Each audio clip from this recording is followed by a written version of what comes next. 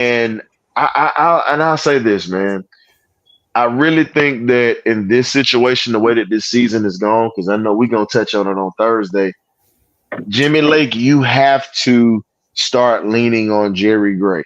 Your arrogance is gonna cost you your job at this point because deficiencies are obvious.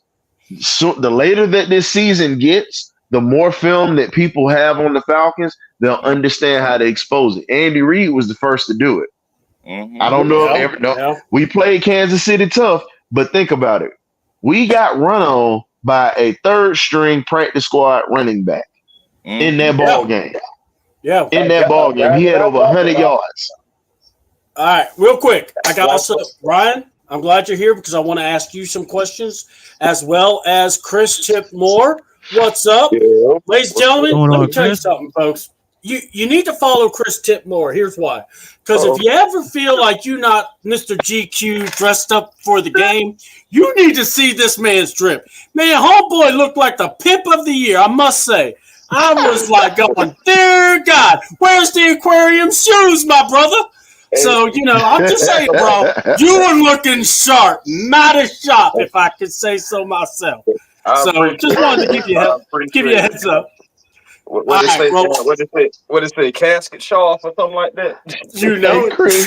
Chris, if you ever see "Up Go Get You Sucker," that's who he's referring to. Fly guy. Let me tell you, finally, fly guy. Let me tell you something. I have been wondering when somebody was going to ever quote back the "I'm going to get you sucker," because when I see John Harris and his look, I go, "Oh, John must have had the theme of Shaft playing behind him when he walked to the house."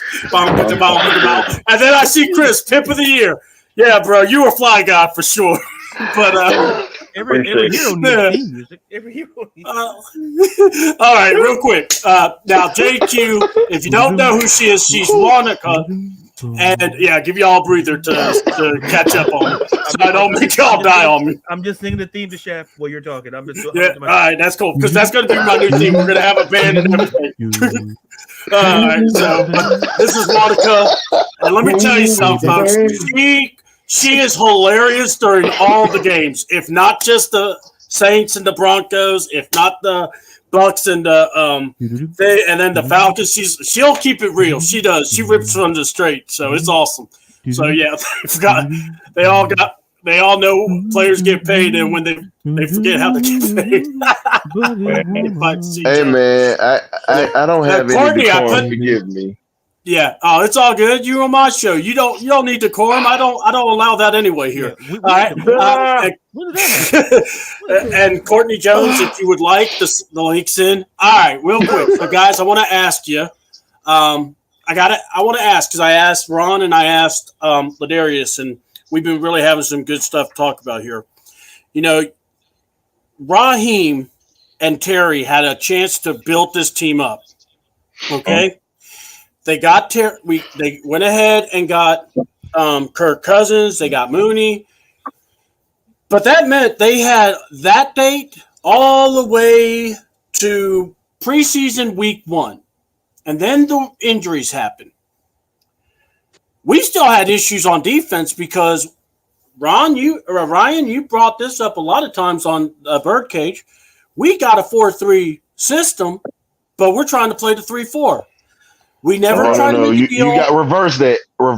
We got a 3-4 system, and we got personnel for a 4-3. 4-3. Yeah. Hold on. Yes. You get all right. At least y'all know what my crazy brain was thinking. Thank you. Yeah. I like it. I like the way you thinking. Hold on. And by the way, y'all, if you haven't watched I'm Going to Get You Sucker, you better be watching it, and then you can join this group because that's the only way you're going to get in now. And have a fort, too, because Ladarius still – that was awesome. All right. That's about it. Got Ladarius so awesome. And also, we ain't selling no one rib around here either. We're not selling no one rib. And we ain't putting no soda in your hands either. So one rib. I give you 10 cents for it. No, get out of my room. Yeah, that's one of my that's one of my favorite movies. There, you going on that one?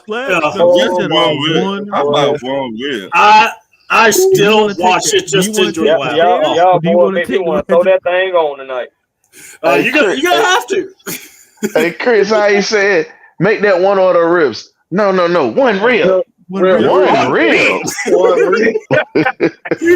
Jim Brown, one rib. Man, I ain't gonna lie. It's like watching a movie that old, man. It almost feel like a brand new movie that you just know all the parts to. Put my mouth on the thing. No, get out of here. No, get out of here. Hold on. That's how you should negotiate for Myles Garrett. All right, look, I'll give you one pick. All right, a first rounder, yeah. No. A fourth round pick, yeah. I'll give you a running back, too. No, not Tyler, but I'll give you Channing Tatum. Hold on, you gotta work that AEW trade. Hey man, that boy say he was scream. Hey, that boy say he heard you scream. Hey, he said he heard you screaming down the stairs.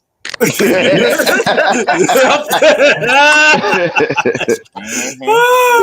right, I wasn't screaming. Yeah.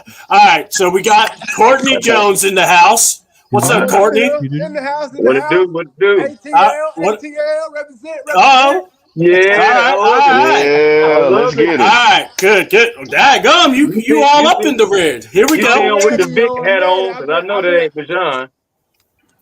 You got that 7? We know that's a Vic hat. We know that ain't no Bijan hat, baby. But hey, you can call it Bijan if you want to. I ain't new to this. I'm true to this. Yeah, I got you, brother. It's all good. All right, so look, let's bring this up. I'm going to kind of refresh it because, like I said, Ladarius and Ron answered, but we're going to let the new crew that just joined in on us. So, look, William Avery, Mr. FMLA, said that we need to press coverage more forward man-to-man. I agree. It's on coaching. That's what we're talking about. So, look, we had from March all the way to week 1 of the preseason, we never looked for a defensive tackle that could take up 2 blockers. We never looked for guys that played in that 3-4 style. But yet we feel like this system was going to these guys were going to shift automatically from 4-3 to the 3-4. And it's just not happening. You're not getting the results. Your sacks aren't even happening. You're playing far back. You're not letting your safeties attack the ball like they used to. So, even though, yes, I want to do a trade and get a guy. I do. All right, and you can bring in whoever you want. It's up to you on when we get to you. What I'm saying is, though, how do you fix this? Because we really should have been looking at this team going, well, if you're a 3-4 team, how are you going to make this happen without the 3-4 dynamics, if you will? Yeah. So, Ryan, you first. And since you called out I'm going to get you sucker, you go first. Well, here's the thing that I'm going to say. When you talk about running a 3-4, you have to have a dynamic defensive tackle. That's the first thing. If you don't have a dynamic defensive tackle, it's not going to work. The man had Aaron Donald and Von Miller. That's enough right there. And you had a solid defense that was up under him. Now, the thing that you actually have to look at is, I'll say this right here. You got to go get a defensive end at this point, outside linebacker that could actually affect it. You got Crosby, you got Garrett, you got Zadarius Smith. In this situation, you got to give up a pick. You already got your franchise quarterback. We're not going to be picking that high. Right. You got to give up. You got to give up something to bring in somebody because right now we're in win now mode. Now I had some people to disagree with me, but I want y'all to really think about it. Terry Fontenot does not have a contract extension right now. He doesn't have a contract for next year. So at this point, you gotta go all in to show that you're trying to win. Because you don't know if Judon's gonna sign here next year. You don't know if Justin Simmons is gonna be here next year.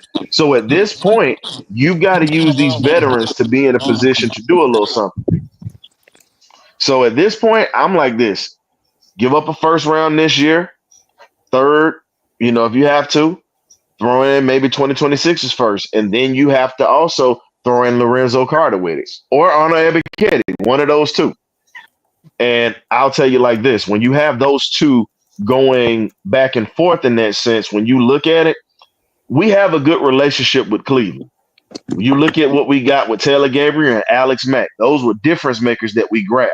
If you can get Cleveland to get up off that contract, because they got to pay a lot of people. They got to pay Denzel Ward. They got to pay some of their linebackers.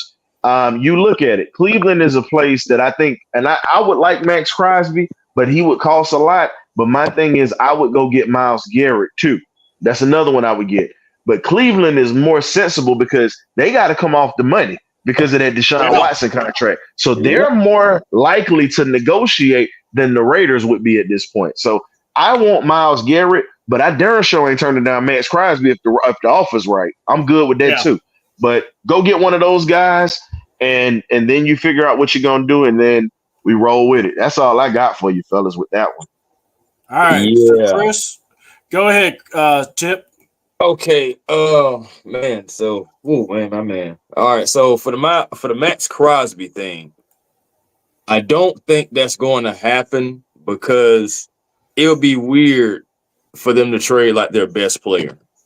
You know, I understand, like they will have no building blocks pretty much. And you have Tom Brady over there who's going to be having a significant role. I do not see Tom Brady coming in saying, oh, yeah, guys, we're going to trade Max Crosby after we just traded Devontae Adams. So, you know, a wide receiver, you can probably find those, but we already know quarterback and pass rush, those things are hard to find. I mean, ask the Falcons, you know. So I'm just saying, like, we've had trouble on both sides of that before. So, and we're still having issues with pass rush. I would definitely go get Myles Garrett. I believe the contract, you know, is actually more workable than what Max Crosby has. So that's another thing. But there's a possibility depending on what you got. You really still need to see what you have. We haven't seen Dorless. We need to see more of Rook.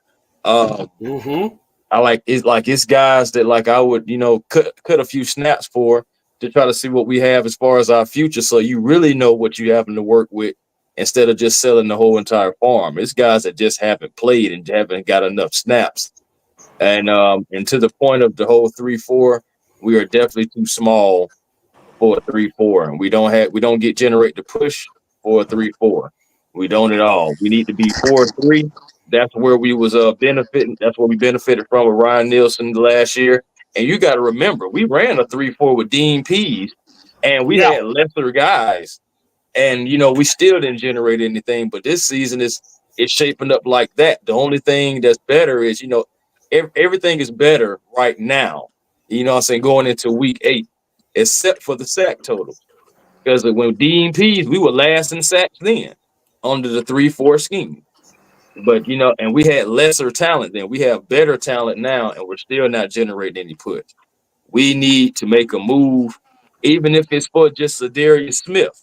If you get Zadarius Smith and put him out there with Judon, that will make your defense significantly better, and you will save more money. Heck yeah, I want Myles Garrett for sure. But there are other guys that you can get and plug in and possibly save you some money, possibly save you some draft pick. Because I know a lot of people in the fan base, you know, are, let's say, lovers of, you know, players and everything like that. But depending on what happened, I'd even shop Grady Jarrett just for the cap space, you know, because he has a huge cap hit, you know what I'm saying, for next year that would kind of like go in the same field or near it with Myles Garrett. So I know people won't want to hear that saying move Grady, but I'm just giving you an option. I'm not saying I want to move Grady. I'm just telling you it's an option to possibly do it because Grady started off like the first 2 games strong. He's been a little stagnant since then. I still believe he's not fully healthy. Just for things I've seen against the Tampa Bay Buccaneers on Thursday Night Football. I've seen Grady limping. I seen it. I was right there on the Falcons sideline, and I seen Grady limping when he came off the field.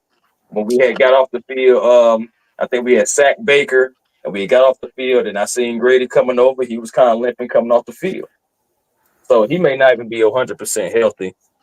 Again, the cap space, just the cap number. If you're talking about trying to go get a premier pass rusher, a walking Hall of Famer, you're possibly going to have to cut, you know what I'm saying, you're going to have to shed some fat in order to bring him on here. And that will be an option that may happen. All right, before Chad Jones. I think that's what your name is. Give me a second. Yeah, Courtney Jones. My bad. Before I give the floor to him, I need to also welcome in John Harris from the eye test. Yes, and sir. then, thank you so much. But also, before anything else, Tip, did you not hear me earlier? Because I was killing some sacred cows earlier, and I mentioned Mr. Grady. So I just want to let you know you were not the only one that said something like that. So. Oh, okay. Now, I came in late, man. I missed the start of the show, but yeah, I mean, the thing about it is, I've been having conversations with Berto and Smitty. You know what I'm saying about Grady anyway. Like before we even got Judon, I was like, I'm looking at Grady's cap number. But we all agreed that Grady wouldn't be traded at that particular time because he's still the heart and soul.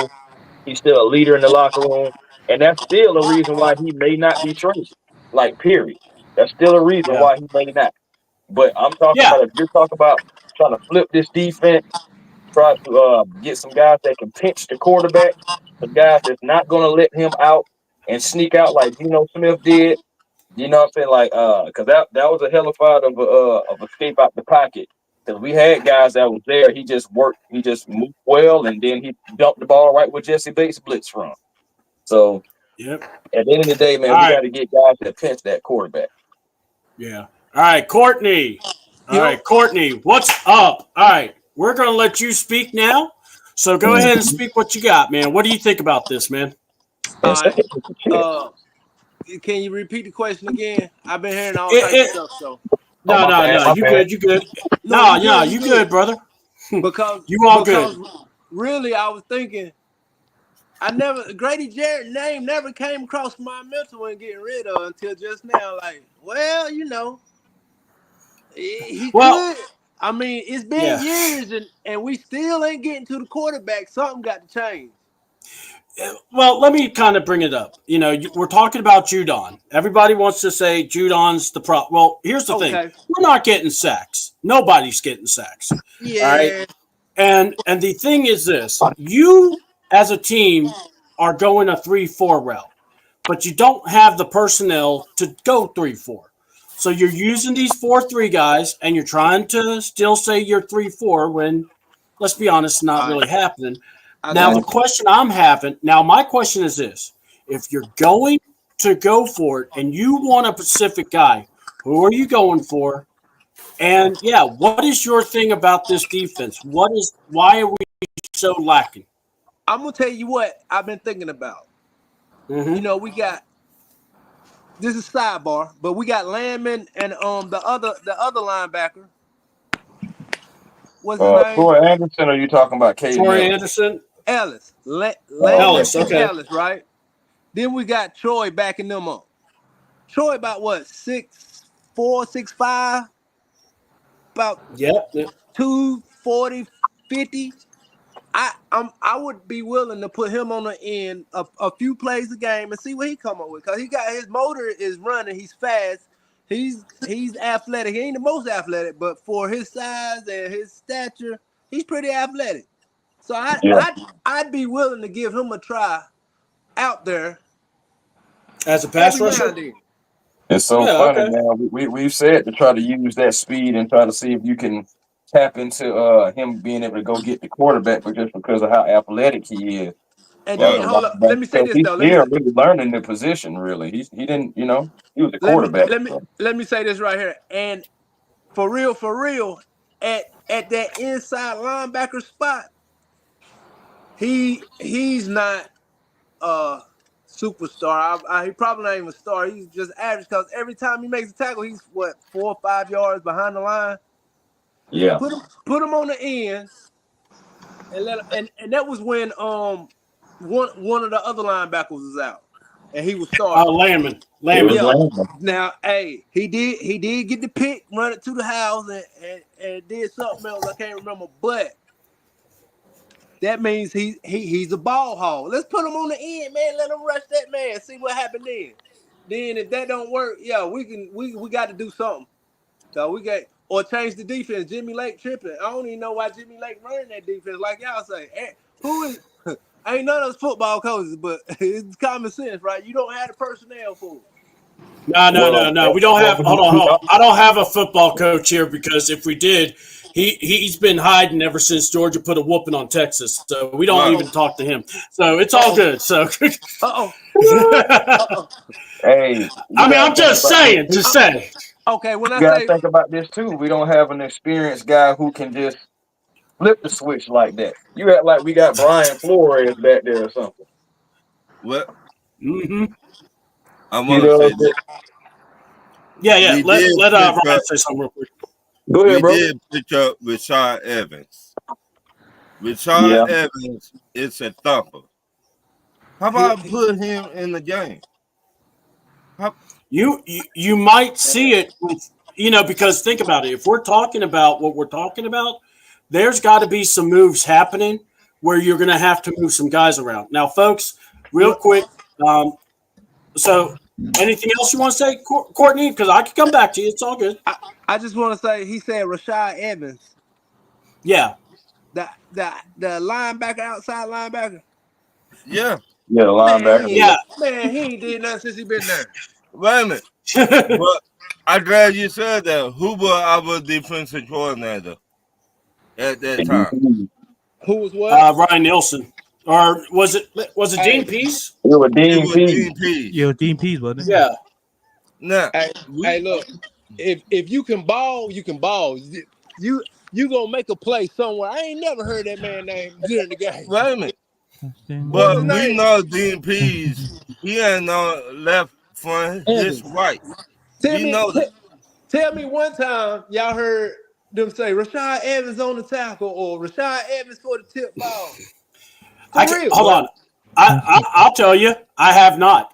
And I'm with you. But I'm just saying, I'm looking at it from a scheme thing because also eventually you kind of need to get some guys. But hold on. I want to bring this man up, if you don't mind. So, all right. So, Courtney, if you're hanging, I'm listening. All right, cool. So, look, I'm also, because I got a little feedback from your end, so I'm just going to mute your mic. But when you want to say something, just let me know so I can bring it up, okay? Oh, shit. All right. Yeah. No. You good. I'm just helping you out. Well, you can hit me up on the private message, but also just see if you're actually connected to your YouTube still.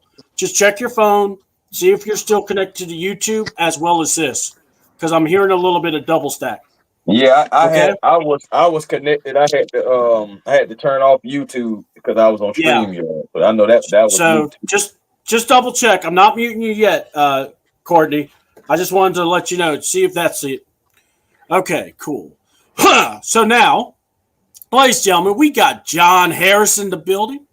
Now, John, somebody decided to want to quote you and say, to quote John Harris, we hooked up the duck to that truck, and that duck can't pull that dog one truck. Yep. So, words yeah. And John, you are our resident guru, Mr. Theme Music of Shaft when you walk. It's too late, now, John. Yeah, John, it's already happened, especially with that pit profile pic. Now, John, also, just so you know, it's kind of been outed. I have always quoted the great, I'm going to get you sucker movie. So I just want to let you know I will be still using it without people knowing. All right. How about now? Let's hear you. Definitely going to be recorded. Yeah, I'm here. Sounds great. Sounds great. All right, good. Thank you. I'm a first timer. Give me a hand. No. You good. Hey, if you're a first timer for you. Yeah, if you first timer, we'll help you. Don't worry about that. All right. So now, John, let's go ahead and give you the floor. Now, look, it's about the defense we're talking about, but also, look, how you talk about the architect of this team. This team did their free agent moves in March, but then waited all the way to preseason week 1, and then got their defensive pieces, and that was because they had to replace some guys. So, John, this is kind of what we talk about because, we're trying to run a 3-4, but we got 4-3 hosses. what say you? Is there a guy you want on this team to relieve to help this defense? Because this defense, it's like this. Or is it just getting that 2x4 that you talk about to the coaching staff and going, let these guys play their game? Good evening, gentlemen. I'm glad I was able to pull over. I'm out here just riding around here, and there are two phrases that are firing offenses for a coach or a coordinator for me. We got out coached. We came out flat. Oh, thank you. I heard we came out flat. Yep. Now, with as much at stake, with as much that you don't know, with all of the things that are facing you right now, how does your team come out flat? Yeah. Can I tell you? How does your team come out flat? Can I tell you? Now, that's something. No, hold on, Courtney. Let him go. Now that's something that I can't abide by. Coach after coach after coach has come here, and this is what I hear them say. As soon as I hear that, I have their papers already ready. I got it filled out. I've got the unemployment office number already put on the paper. You ain't gonna give them one chance. I got it where, you can call somebody if you need to talk to a consultant or a shrink or something because you got fired. I got all this ready for you when you make those two statements because it's time for me to fire you. It's time for me to fire you. And what I saw was a team that was reading their own press clippings and patting themselves on the back for 3 straight wins. That's what I'm talking about right there. That's what I'm talking about. I saw. That's why I say, can I tell you? That's what I was going to say. I just said it different. I'm sorry. Go ahead. Y'all go ahead. Y'all continue. That's what I say. Hey, man, you fine. You're absolutely fine because it's so frustrating. You can't hold it in. Nah, for real. Hold it in. Right. I sat out there Sunday and watched this team not let the Seattle Seahawks beat them. I saw a team beat itself. Yep. That's what happened Sunday. We did not get beat by the Seattle Seahawks. We got beat by the toughest team on the schedule, the Atlanta Falcons. The Atlanta Falcons. I like that. We got beat by the toughest team on the schedule, the Atlanta Falcons. The Atlanta Falcons beat the dog snot out of the Atlanta Falcons. And it wasn't even close. You ain't lying. Okay, can I real quick, John? I have to ask because oh shit, my earbud just popped out of my ear. Give me a second so I can hear y'all. All right, I got to ask you. All right, both y'all. Did you not hear the Raheem press conference? I want to say it was either Thursday or Wednesday. It was Raheem and Jimmy Lake. Did anybody hear that press conference? I did. I did not. Tell me what hit me with it, man. I can't wait. All right, so because they were asking about the defense, and they were just laughing around and just saying, "Oh, pass rush is going to come soon. Don't worry, we're working on it, and don't even worry because we got Ebikadi's our second best pass rusher. We got it, and I have yet to watch it. Thank you, Monica. Basically, they were saying that like, yeah, we're gonna show y'all. Yeah, ain't show shit. Well, and here's and I want to go back to John. He got beat up by a 6-rounder who just was working at Aldi a couple of weeks ago, and he came in and stonewalled your defensive line. Like, and I didn't know that Baggert had it in him. You want? It was an eyesore. It was eyesore, and we couldn't even take advantage, y'all. You talking about Judon? The man Judon was blocking Judon. Yeah, man. He was saying that like he's holding Judon pretty good. Courtney, I don't know if you know, but Chris Tipp, he actually was with the commentators as they were talking about that. So, yeah, he was there listening to them saying that. So, yeah. Man. So he got a good eye view of that. So, yeah. And look, what I'm trying to say is this. We lost that game because our coaches weren't on even a clue on this one. That's how I felt. Do you think we came into this game arrogant? Chris, I'm going to tell you Chris, I'm going to tell you yes. And here's the thing, Chris. Seattle, didn't they lose 2 of the 3 their NFC West division games and then lost the Giants game? Am I correct? Well, I know the Lions is the one that smacked them in the mouth and let them know that, they had some things to work on. Then they were barreling down ever since then. And I was saying that I did not want this to be a game just like the Panthers. I was saying it with them too. I didn't want this to be a game to where a team can get off the schneid against you. That's kind of like the Falcons. Yeah. And this is the typical Falcons play a last place team or a team they think they got, and they're going to come up with an egg. And this is what happened. And go ahead. So this go ahead, John. This really qualified as the trap game. Yeah, honestly, it did. Yeah, because because at the beginning of the game, I saw a stat where they had the 31st pass blocking rating in the entire league. Yep. And that right tackle that works at Aldi's had his best game against us. And this see, he earned a contract.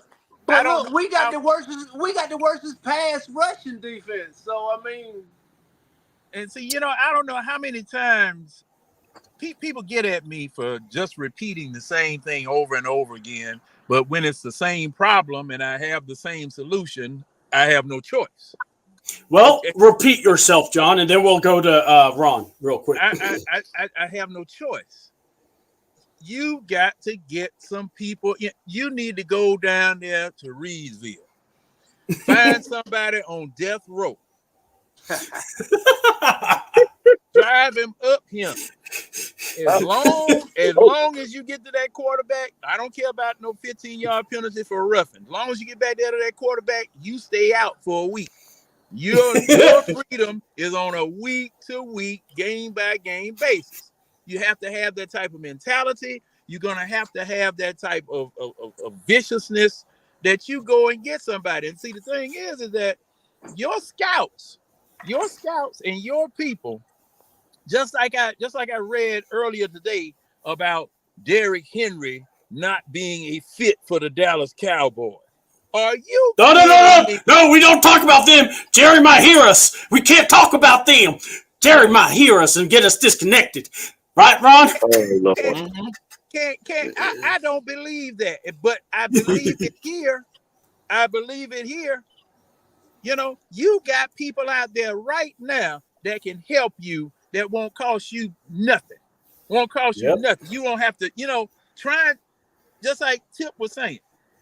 Ain't no pass rushers out there no pass rushers worth anything that anybody's just going to give up, or no matter what type of money, cash, trade exceptions, whatever, they're not going to give them up.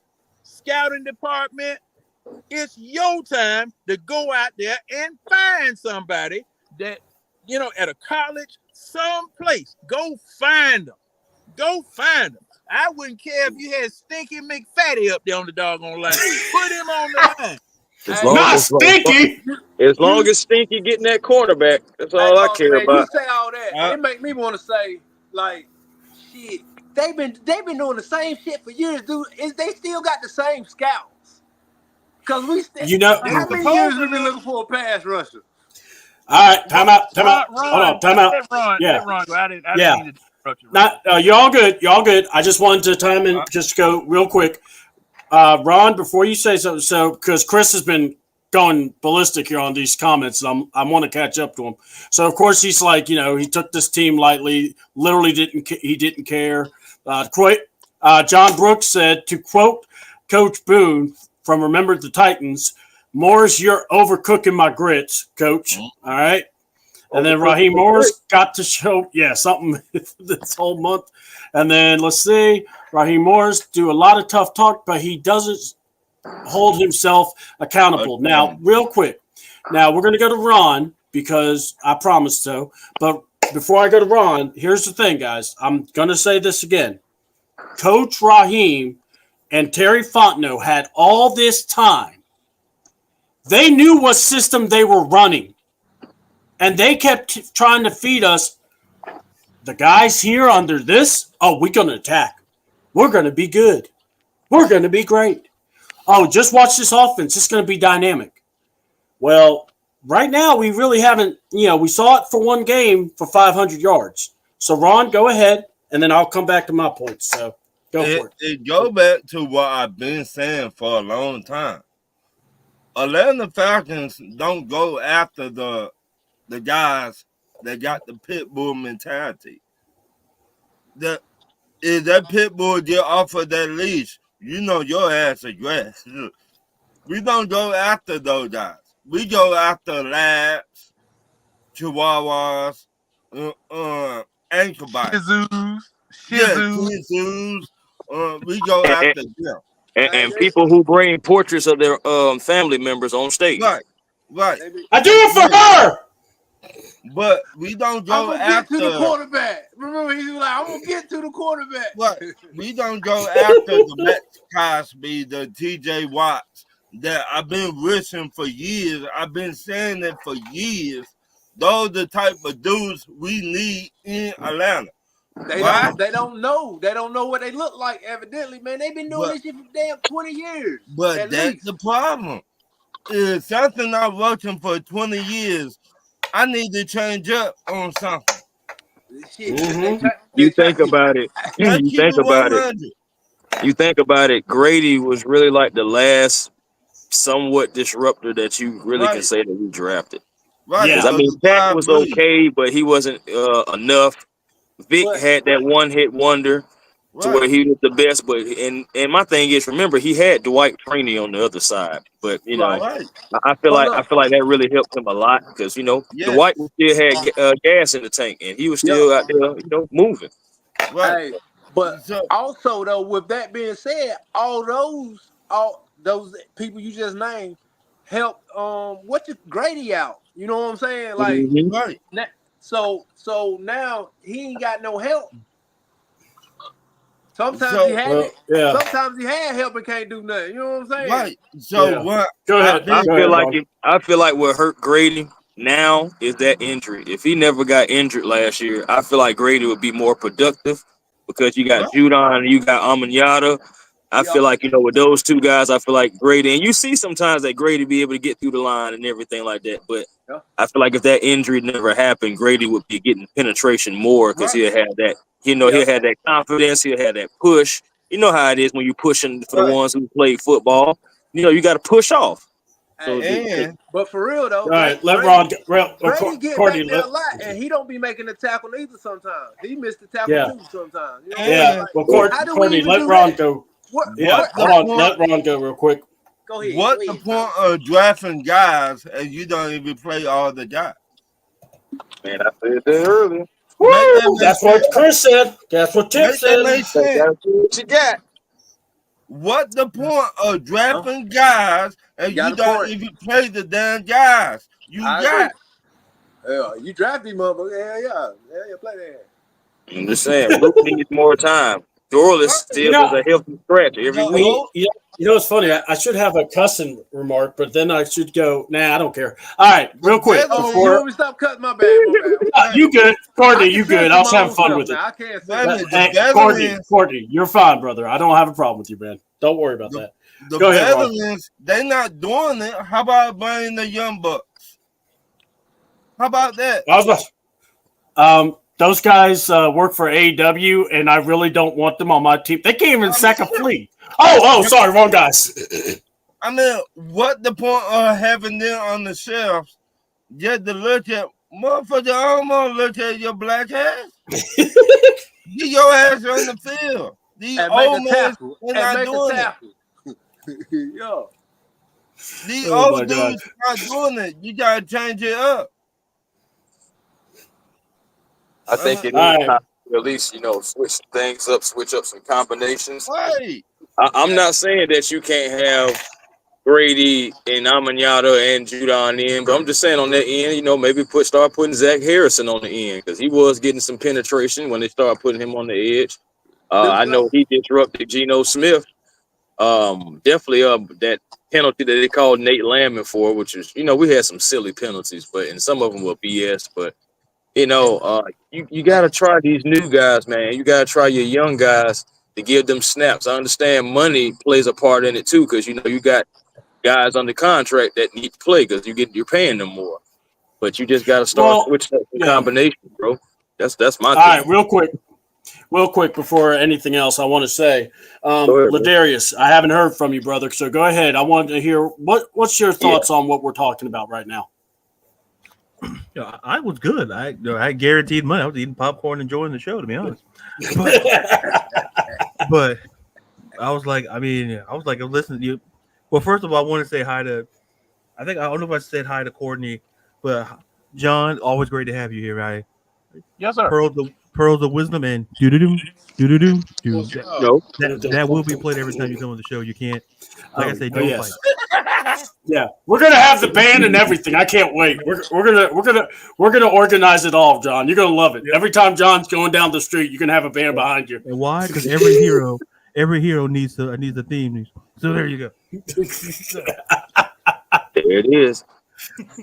Put a like on that one. Yo, let's clip that and put it for the reel. Now, I think what I will say is this. What I heard a lot of great things, a lot of suggestions, but here's the overriding issue, and it was kind of addressed earlier. I honestly feel about this game. I feel like, listen, this was the definition of the word trap game. This was a trap game.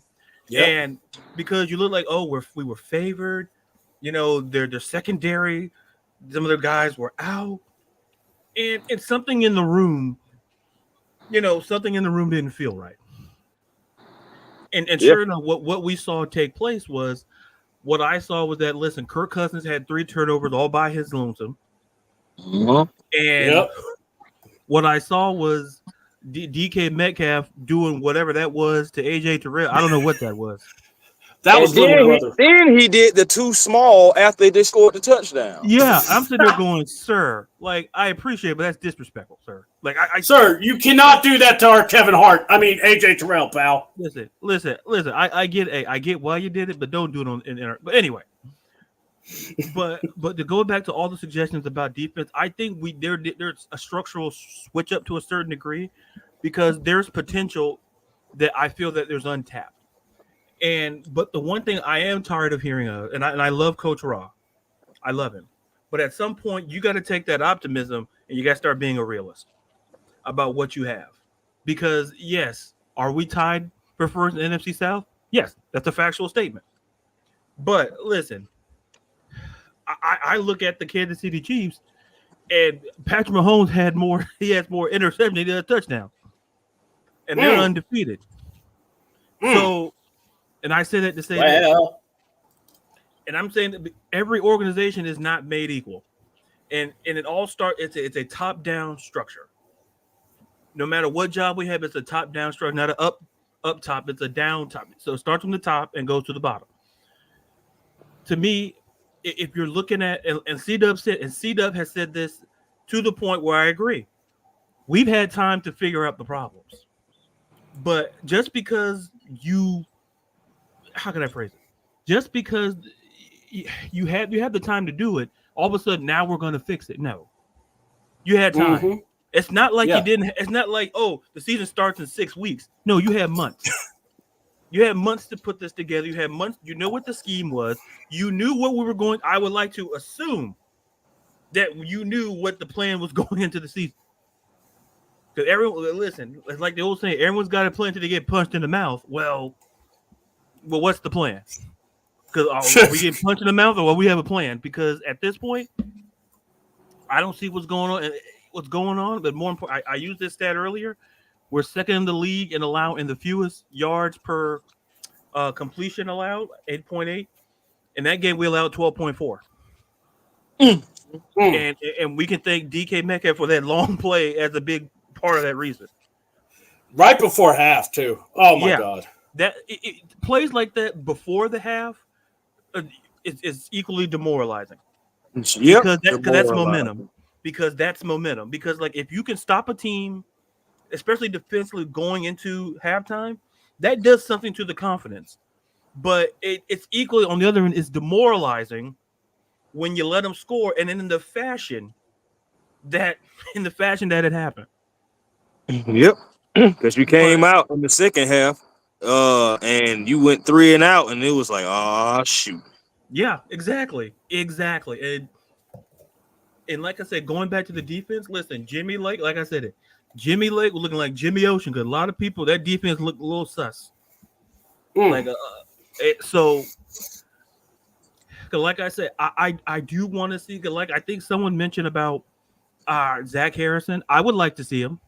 Yeah, if he's healthy. I mean, I saw him at Ohio. I saw, when he came out, saw a little film, and I was like, okay, that we got something. We got value there. But I would love to see it in a more because listen, people don't want to admit it. Listen, scheme plays a factor, but at some point.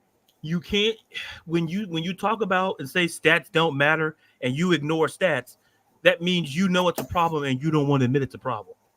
Because the stats are showing you that we're not getting a pass, or our stats are showing, like I think John mentioned his stat, that we're next to listen, you may not want to hear those stats.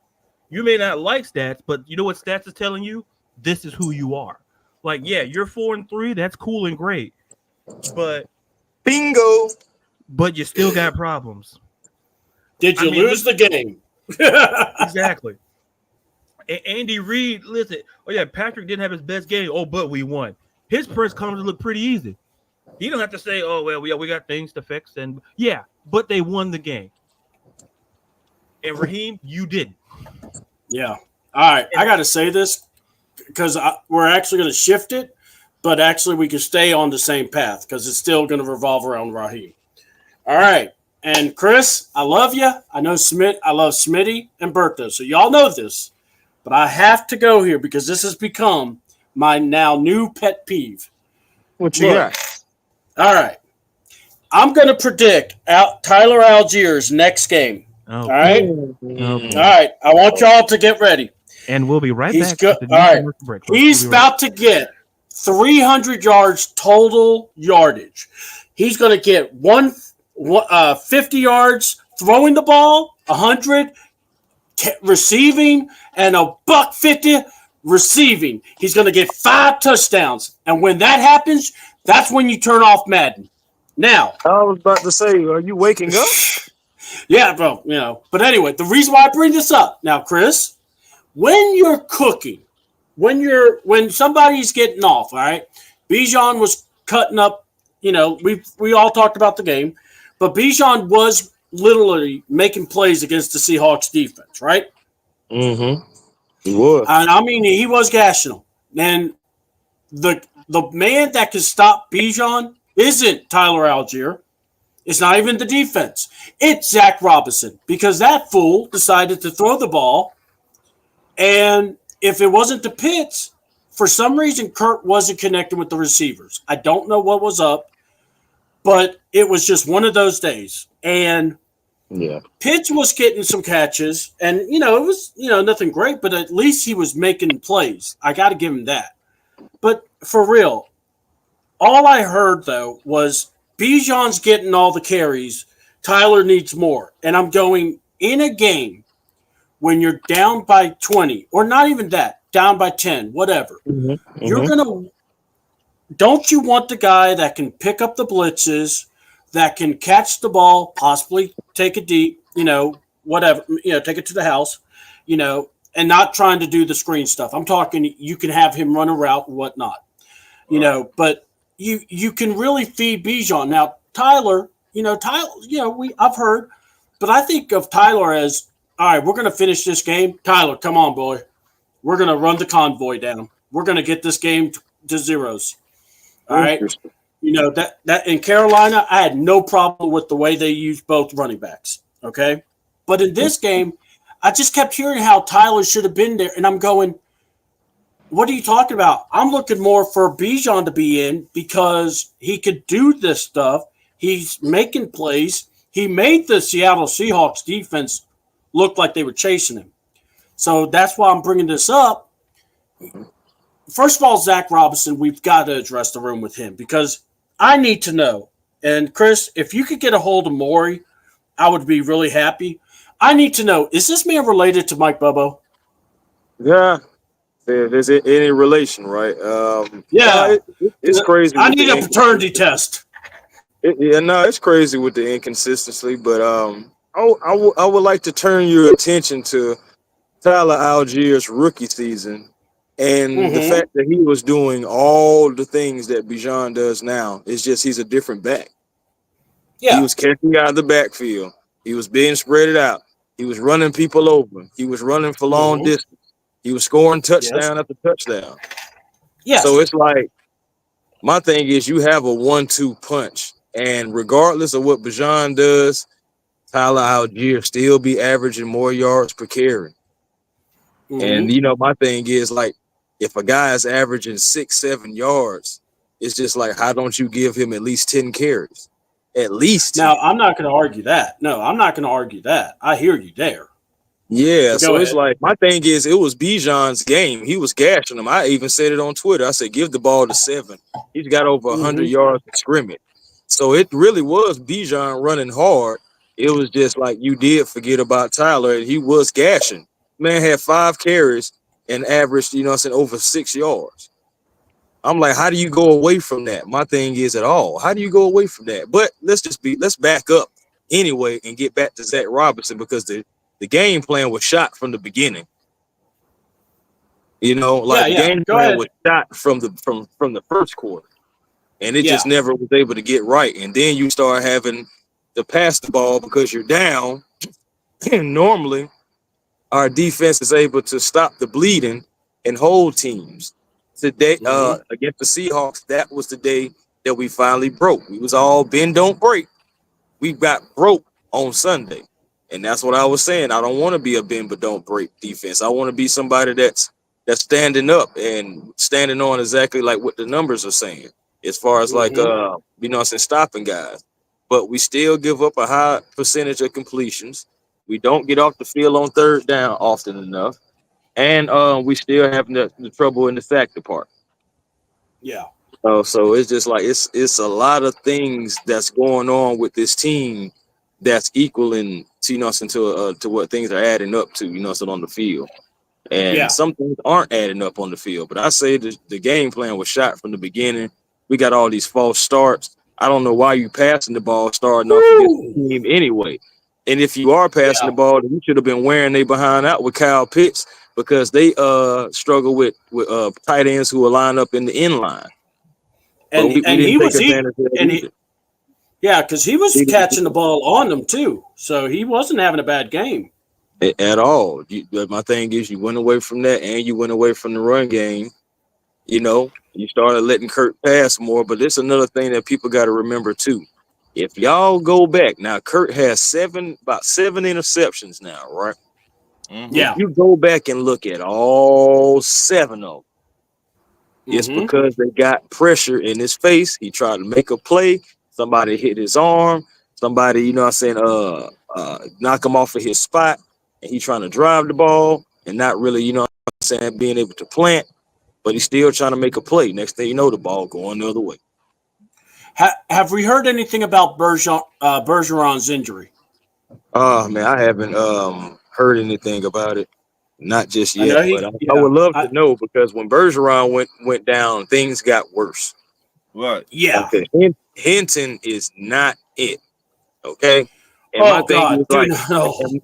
my thing is like I'm gonna try to give a little grace because it's tough coming off the bench cold, coming on talking about you a starter now on the offensive line. It's tough.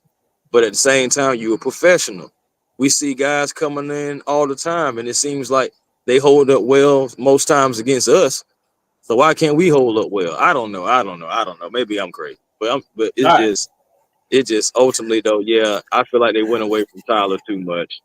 You should have like incorporated him with a few more carries than just 5. 5 is just crazy. Even though it was Bijan's game, Bijan was going off.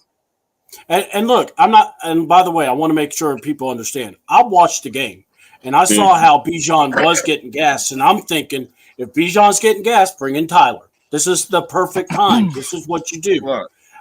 So real quick, we'll let Ron go. Then I see John was ready, and Ladarius, you can hit it afterwards. So go ahead, Ron. I feel like the time Raheem Morris need to walk up to Zach Robinson and just slap fire out of him. Just slap fire out of him. Smack! Now, do you want an open hand or backhand? I say backhand's more effective. Or get the baby powder. What did the hand say to the face? Right. Smack! Be like, Zach Robinson, we gave you an opportunity. You don't know what the fuck you doing. Let me show you how you do this, son. Hold on. I'm going to show you how it's done. Now, where's this? How do you control this thing? Right. And because to me, and I understand you knew at this. There were Raheem Morris should say, you know what? You're not ready for the bright lights. You're not ready what comes with this. My name on the line here. My name on the line. If we lose these games, they're not talking about you. They're talking about me. Ron, if you listen to any of our shows, we talk about everybody. What are you talking about? I mean, we talk about we smoke everything. Right. I just talk about the TV people. Yeah, no, I got you. Yeah. I talking about Raheem Morris. Do you deserve it? Yes. So Arthur Blank or Terry Fano need to come and tell you play. My job on the line too. You don't understand this? I love my money. I love my income. Get the shit together. If you don't, we will find somewhere we to put you. But Zach Robinson, we need to hold Raheem Morris, need to hold him accountable. And Jimmy Lake too. Because y'all don't understand, these games mean a lot. Especially where you set up in the playoffs at. If the playoffs would start today, I think we would go against who? The Lions? No, I don't even know. We haven't really even talked about that. But it matters. These games matter. And if we got to face Seattle again in the playoffs, that would be like, well, we already took y'all lunch money. We know y'all soft. We know y'all not rolled cotton candy. We already know that. We just beat you like you stole something if we 6 or 7. But my whole point is we soft. We is soft. The defensive line is soft. Grady Jarrett don't put no fear in nobody. The man next to Grady don't put no fear in nobody. So what I've been saying for the last 8 years, 42 years, go get a pit bull off of a damn leash. Max Cosby. Fuck those damn draft picks. Fuck him. So, Ron, tell me how you really feel. All right, I got you, brother. I got you. All right, so let's see real quick. Got to catch up. God, I can't talk today. So, all right. So, Wanaka said, I'm about 50-50 on Bijan. I would rather see Tyler if we're down. I get you. Like I said, this is all what we're talking about. Ron, what's going to get Raheem fired is that I don't care attitude, his wanting to be everyone's friend, shaking hands, kissing babies, and just happy to be here. All right, John, you definitely been raising your hand, so I want to go ahead and let you go. Go ahead, John. Yeah, and I'm gonna save a piece, and I've got to roll because I got to get everything back where it needs to be. I gotcha. Gentlemen, one thing that I've got to say, because people are saying that we needed to run the ball. There is no team in the National Football League that can just run the ball down people's throats on every down. There's no team like that exists. We came close to it about 2 years ago. Mm-hmm. But we still lost games because we were making dumb mistakes. You're going to have to pass the ball. You're going to have to pass the ball just to throw the dogs off the scent. That opens up play action passing. That opens up your running game because of the fact that they don't know what you're about to do. That's all football is now, because you don't have teams that are dominant like that. Because in researching and taking a look at where we are defensively, we are ahead of the Ravens. The Ravens are supposed to be a perennial defensive team, but we are ahead of the Ravens in defensive ranking. So, like I said last week, you have the stats over here that have numbers, ranked 11th against the 11th scoring, 15th in yards gained. But then you have, and I'm going to shamelessly plug my show, the ITS. Yep. There you go.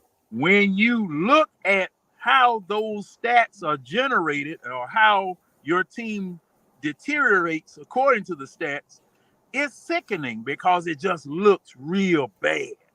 It just looks real bad. Sunday looked bad. Okay? Defensively and offensively. And, turning back to the offense, even though our defense looked the way that they looked, we had opportunities to win this game if we didn't make stupid mistakes, drop passes, miss passes that were in our hands. Because now Drake London, Kyle Pitts, Ray, all of them. If you want to make it to that higher echelon of receivers where they're calling your name all the time and they're comparing you with other people or comparing other people with you, those catches that you drop, balls that you don't make a play on, those things come back to haunt you. Those things are held against you. That pass that London missed that just broke his hands apart, that he should have caught, that was ridiculous. Yep. And see, Kirk Cousins too.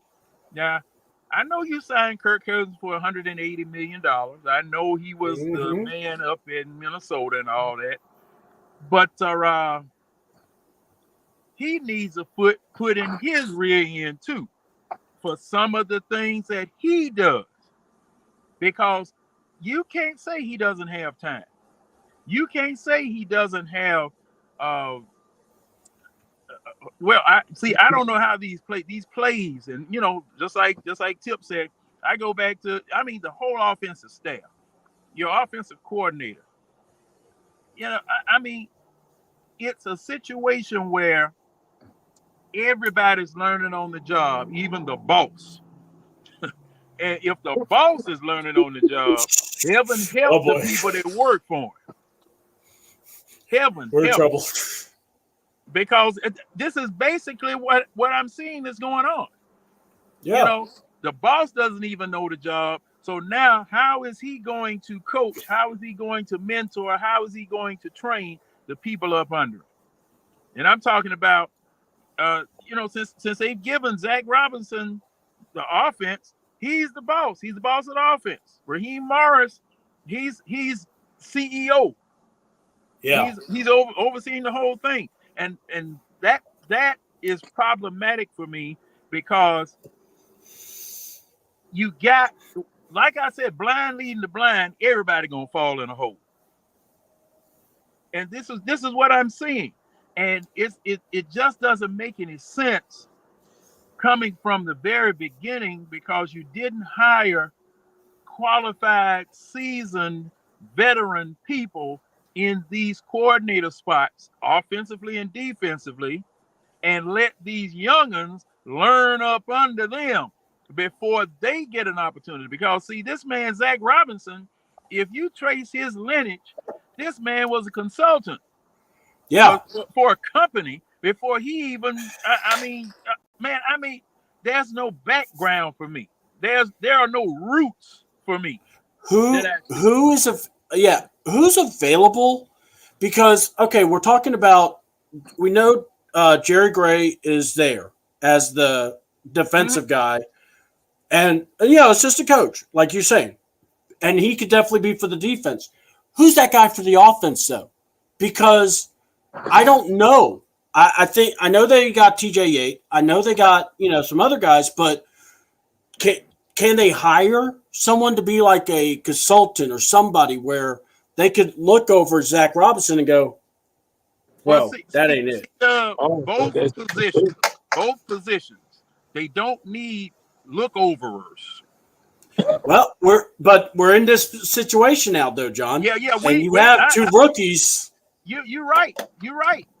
And see, the thing is, since we're in this position, these are going to be some very heavy growing pains. These are going to be some very heavy, frustrating. These are going to be some gut-wrenching growing pains because of the fact that we are going to be complaining about the stupidity for the rest of the year. Okay, possibly for the next 2 years.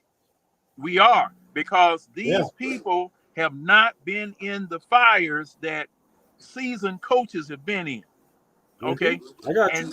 And the thing is that if you are an understudy, you learn from that coach that has been there. Okay. Yeah.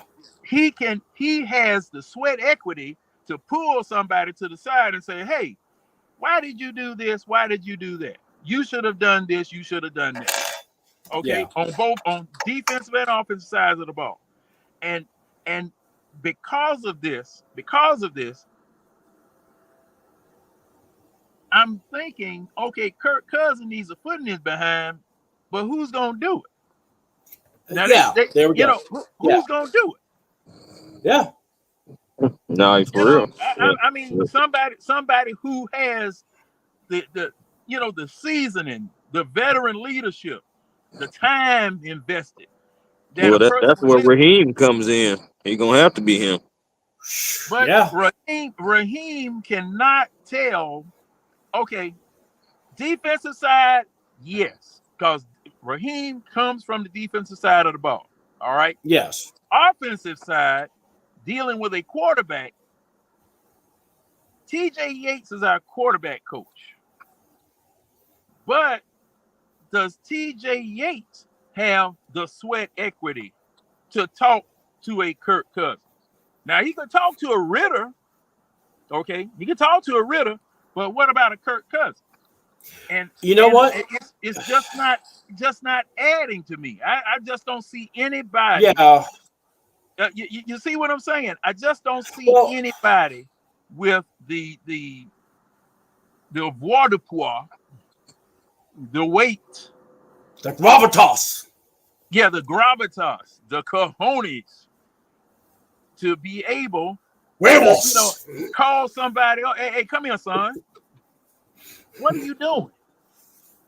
Why are you staring at these receivers?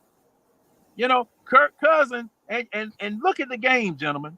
Go back and look at the Seattle game. Kirk Cousins back there shopping.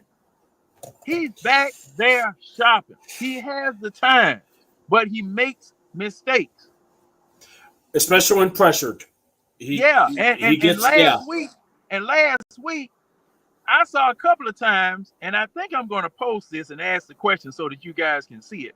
There were a couple of times that Kirk Cousins, the play had broken down in the secondary and the line had broken down. He just stood there waiting for the hit. He folded up, waited for the hit, and then the man hit it. Okay, you ready? You ready? Wham! And I said, wait a minute. No effort to try to escape. Well, he did one time. He took 2 steps and said, "Oh, hell with it." Wham! Look, Kurt's old, man. He's got them old legs now. He took those 2 steps, like, man, screw this, I'm out. Then bam. But it was like that horror movie. It's like that horror movie. You're trying to run, and you think you made great progress, but the guy's like right behind you still the whole time. He's like, man. But what you're seeing now in the NFL, even the old guys are trying to extend plays. Yes, but Kurt doesn't do that. But Kurt used to do some of that, but he doesn't. He can't do it now. It's that injury, See, you have to. Yeah, I know. You got to have a valve. You got to have a safety valve guy to be able to be leaked over. And the poor old running back, tight end, whoever it is, that's a safety valve. They already know he's standing over there. He's just standing over there waiting. They throw him the ball. Crap. You know what? Look, that position. You got to find the craziest player to take that role. And the announcer say, "Oh man, that was a great pass for a loss of 5 yards there." You need a guy that's just not mentally stable. 5 yards. It's like, Kirk, give me a little bit of room to go for it. That's the frustrating thing to me. That's what's really frustrating to me, because, and then on top of that, I need to see this man's arm. I need somebody going. I need somebody going down, like the folk in the army say, down range. I need to see somebody going down range, and you fling it. And the thing is that draw a pass interference penalty. If you can draw a pass interference penalty 40, 50 yards down the field, that's as good as a completed pass. Yeah. Get me that. And if you get it, if they intercept it, it's just one of those things, So, folks, if you want to know more or hear more, you definitely want to hear John. Tomorrow night, 10 o'clock, we're going to be the eye test. So you definitely don't want to miss it. I'll be sending the link over to my boy Ladarius if he wants to play around too with us and join the party. Because the eye test is a different flavor, Ladarius. You would definitely enjoy it. That's all I'm gonna say. We got some characters. And gentlemen, I'm gonna run. Like I said, I got to make it back home. Yeah. Man. So you guys take it easy. Chris and Ladarius, you two, C-Dub, have a good evening. Appreciate you letting me come through. All right, no problem. Always. You a legend. What are you talking about? We always accept John. John Harris, folks, the crooked deacon himself, they call him. Who is Take you back to the olden days. Can you dig it? Damn right. Yeah, John tries to play it off. Y'all listen. John tries to play it off, but I'm telling you, look at that profile pic. Yeah, that man has some stories to tell. The afro, and the polyester glasses. Yeah. Oh yeah. All right, so like we're gonna like that. Show the footage. All right, so we're gonna wrap this up. So Chris, you're the last remaining guest. So we're gonna go with you, and then real quick, John Brooks. There's so many Johns. Do we think Penix starts Sunday? If Kirk, look, all right, I gotta put an end to this. This is another pet peeve.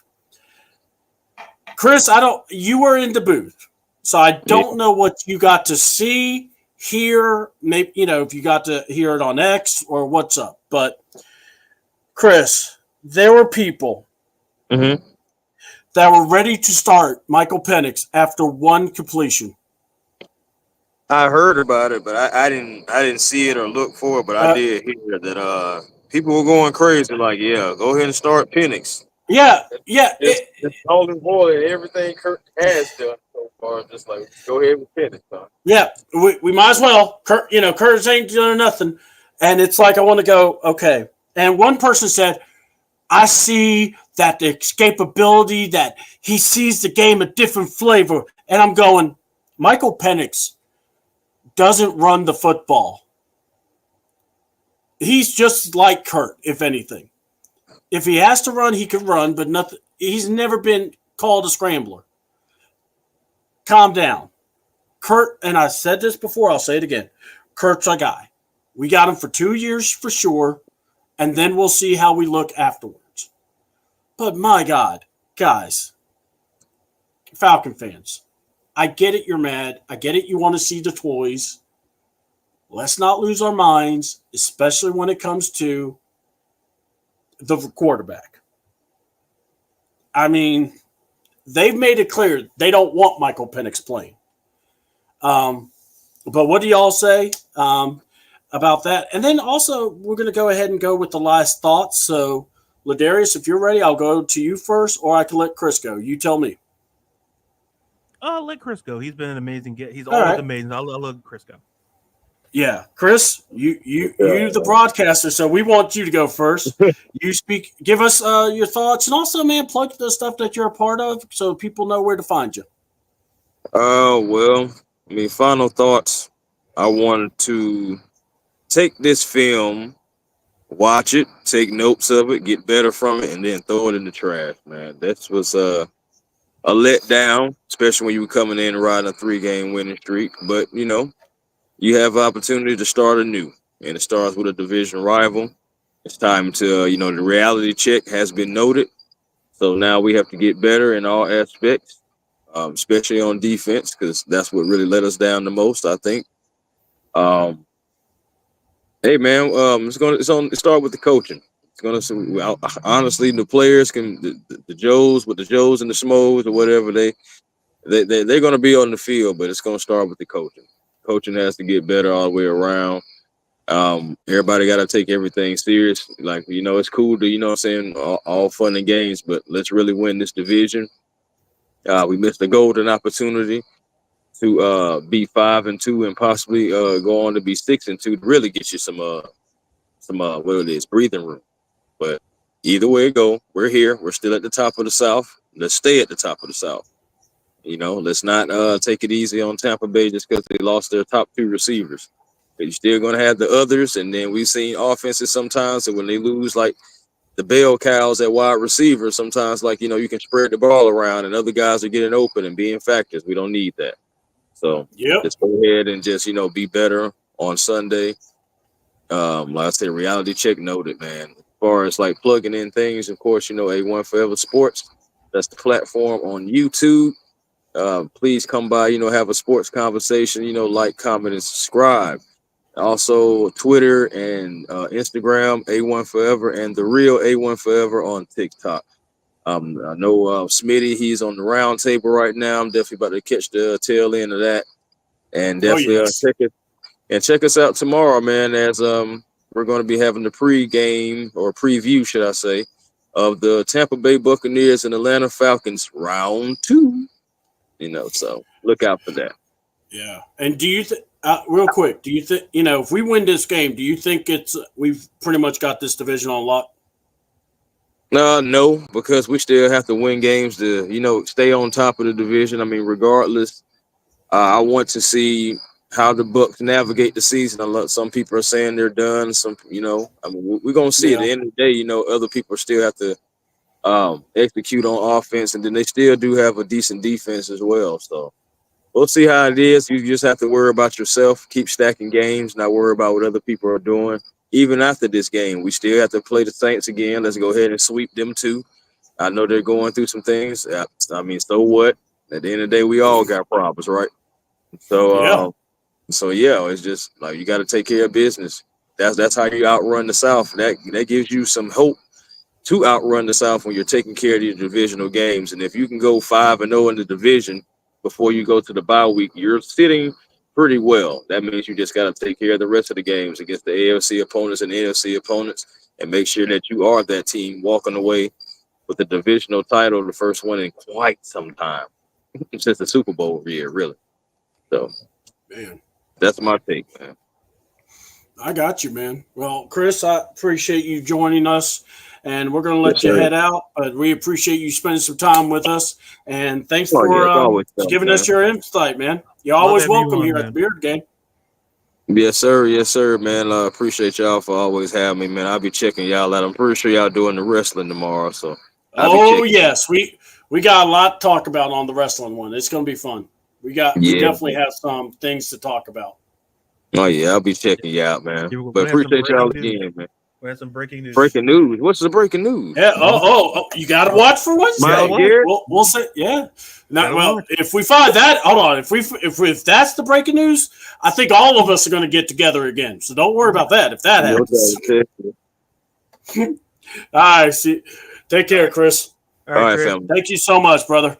Yes, sir. All right, Ladarius. Go ahead and hit it, and then I'll go after you. And there's no one left, so we can end the show. Okay, no. Yeah. I want to thank everybody for being a part of the show. We had at one point over 25 viewers over here, so want to thank everyone for being a part of the show. And we'll be right back. No. No. Go ahead. My final thoughts are pretty simple. It's I think John talked about something. I preached upon. It's the top-down structure, because at some point, like we got to. It's about focus. It's about look, like John was talking about the run that set up the play action. Listen, we throw the ball 59% of the time on average. Against Seattle, that went down to 55%. We run the ball 41% league average, but we ran it a little bit more against Seattle. The problem is, and whether people want to believe it or not, it's pure and simple. It's Kurt, it's Raheem, and it's the coaching. And whether coaching absolutely matters, because I hate to keep saying the team's name, but listen, the Chiefs are undefeated. They have a guy named Andy Reid who's probably, he's a future Canton-bound Hall of Fame coach. Yeah, and let me tell you, if that team was coached under anybody else, Kansas City wouldn't be undefeated. So leadership matters, structures matters, and I think Raheem just has to, at the end of the day, has to say, listen, I know you think stats sucks, but stats don't lie. So, and then like I said, as for playing Tampa Bay, Todd Bowles and that defense is going to be pissed the way that they played Monday night. They're going to be angry. Like, as great as a talent Lamar is, for potentially 3-time MVP, they're going to want to redeem themselves. And that's why I say, Kurt, that offensive line has to step up, because they're going to blitz. They're going to blitz. They saw what Seattle did. They said, well, if we get in his face, he's going to make a mistake. He's going to fumble. He's going to misread a coverage. And that's going to be a wrap. So hopefully we get those things figured out. Hopefully hire a guy who knows offense too. That'd be pretty awesome as well. So we're gonna have to come. Me and you need to come up with a list of potential guys now that are out, that are maybe the Falcons could bring in as an advisor, because I'm trying to think of some right now. Like I said, I look at I don't know if Jim Caldwell is still available. He used to coach the Colts. He was under Dungy. He coached with Peyton Manning. That's like, if you, I'll just be real quick before I do my stuff. Go look at Jim Caldwell's record for the Lions before Dan Campbell. He was probably the best coach they had before Dan Campbell showed up. Yes. Like Matt Patricia, just like Bruno, we don't talk about that Matt Patricia stuff. No, we don't talk about. We don't talk about Bruno. We don't talk about Matt Patricia. So on that note, you can find me on Twitter and TikTok with Ladarius _Brown, Instagram Ladarius _Brown. Watch me at you can also follow me stuff at Beyond Women's Sports. My NFL previews will be coming up for the Thursday night game. The preview will be up tomorrow, and then of course previewing Monday night and Sunday Night Football as well, and a couple other games that I may or may not like on the schedule. So we'll see. So, well, like I say, always fun to be with you, C-Dub, and shout out once again to the amazing guests we had on today. Yes, want to thank everybody. Also Curtis Jones or Courtney Jones, thank you so much. Want to thank John for coming in. Want to thank Chris Tip A1, Ryan the historian, Ron as always. Ron's kind of honorary family. That man's always here, so he's like bro man. And then Tidy said great show. He was listening in the car, so he wanted to give a shout out to you guys. All so right. Also Mike Evans is out till week 10, Ladarius. I don't know if you've heard that, but yeah, he's out to their bye. And Godwin is out for the year. Yeah. I was just while you were talking, I was kind of just checking that out. I saw the Mike Evans things on Twitter that he was going to be out week 10, and then basically and there's the extra, the extra week for the bye week. So we'll find out week 12 essentially. Yeah, so we've got to focus. You're right. First things first, Falcons, you've got to get somebody to basically help this offense. I think if you can have Jerry Gray as a defensive specialist on your staff, an assistant coach, go hire somebody, be that soundboard for Zach, somebody to help him, come up with the game plan. Because maybe the water's too deep, or just have a support so a guy can actually be able to do the stuff properly. I think that is something very key. You don't want to, mix that up. And then now let's talk about keys. It's real simple, like Ladarius was talking about. Offensive line, you got to protect Kurt. Running backs, you got to protect Kurt. Look, Kurt's not running. Kurt's not the scrambler. So we've got to have a plan to take care of the blitz. We don't need another 500-yard game. Would it be nice to have? Yeah, but I don't think that's happening. But I think watch out for Tampa Bay in their watch out for their rushing. I think you're going to see them run the ball a lot more. We've got to get off the field for third downs. I keep saying that. And then on offense, convert those third downs. Don't get stupid. If the running game's working, you keep pounding the running game. If the pass game's working, then obviously you pound the passing game. But yeah, I really hope that the Atlanta Falcons really start looking at possibly getting some coaching help.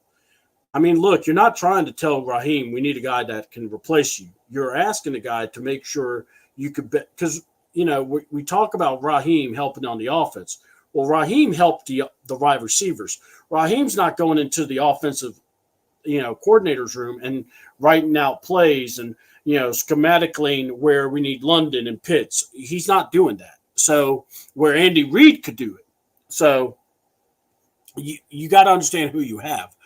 And then I'm going to say this. Yeah, we need a trade. But till then, you guys that are on that field, that are on the team, if your number gets called, make a play. Get out there. Sack the quarterback. Get an INT. Get the pass batted down. I need Bates and I need Simmons to talk to Jimmy Lake and remind him. We can play, right? Stop having us play back so much. We're not the Young Bucks, okay? We're not just super kicking everyone. We could do more. We got more ability. By the way, when he said Young Bucks, I died laughing because me and you looked at each other. Get off me! I was like, wait a minute. Those guys on a pass rush? I don't know. I just had I had a thought of those two on the edges trying to get the quarterback, and they just go super kick. That's not going to work for me, brother. It's not going to work. Yeah. I'm just going, man, you need a little bit more meat around that one. I mean, if we're talking Wardlow, I'm like, okay, I can see that. Yeah, Wardlow, well, he's not getting used by Tony Khan. You could at least, I think that's very selfish of Tony Khan. You know what? Jacksonville ain't getting no sacks. Why don't he just have Wardlow and Miro go over there? Even Wardlow has standards. Like, come on.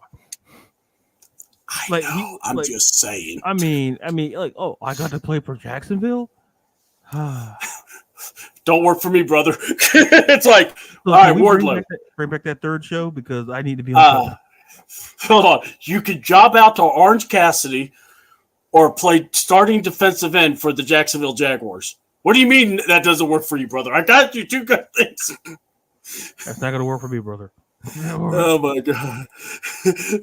Their names aren't the Young Bucks anymore. They're the counterfeit. John Brooks, you better be on our show tomorrow. It's wrestling, and those counterfeit bucks will be talked about. Yes. I love it when someone brings up something that CM Punk said about them. That's automatic. You're automatically in the club with the fork. No fork needed. I'll have the fork for you. Don't worry about it. Yeah, John, you're in, man. You're part of the team now. But yeah, for real, I want to thank everyone for being on the show.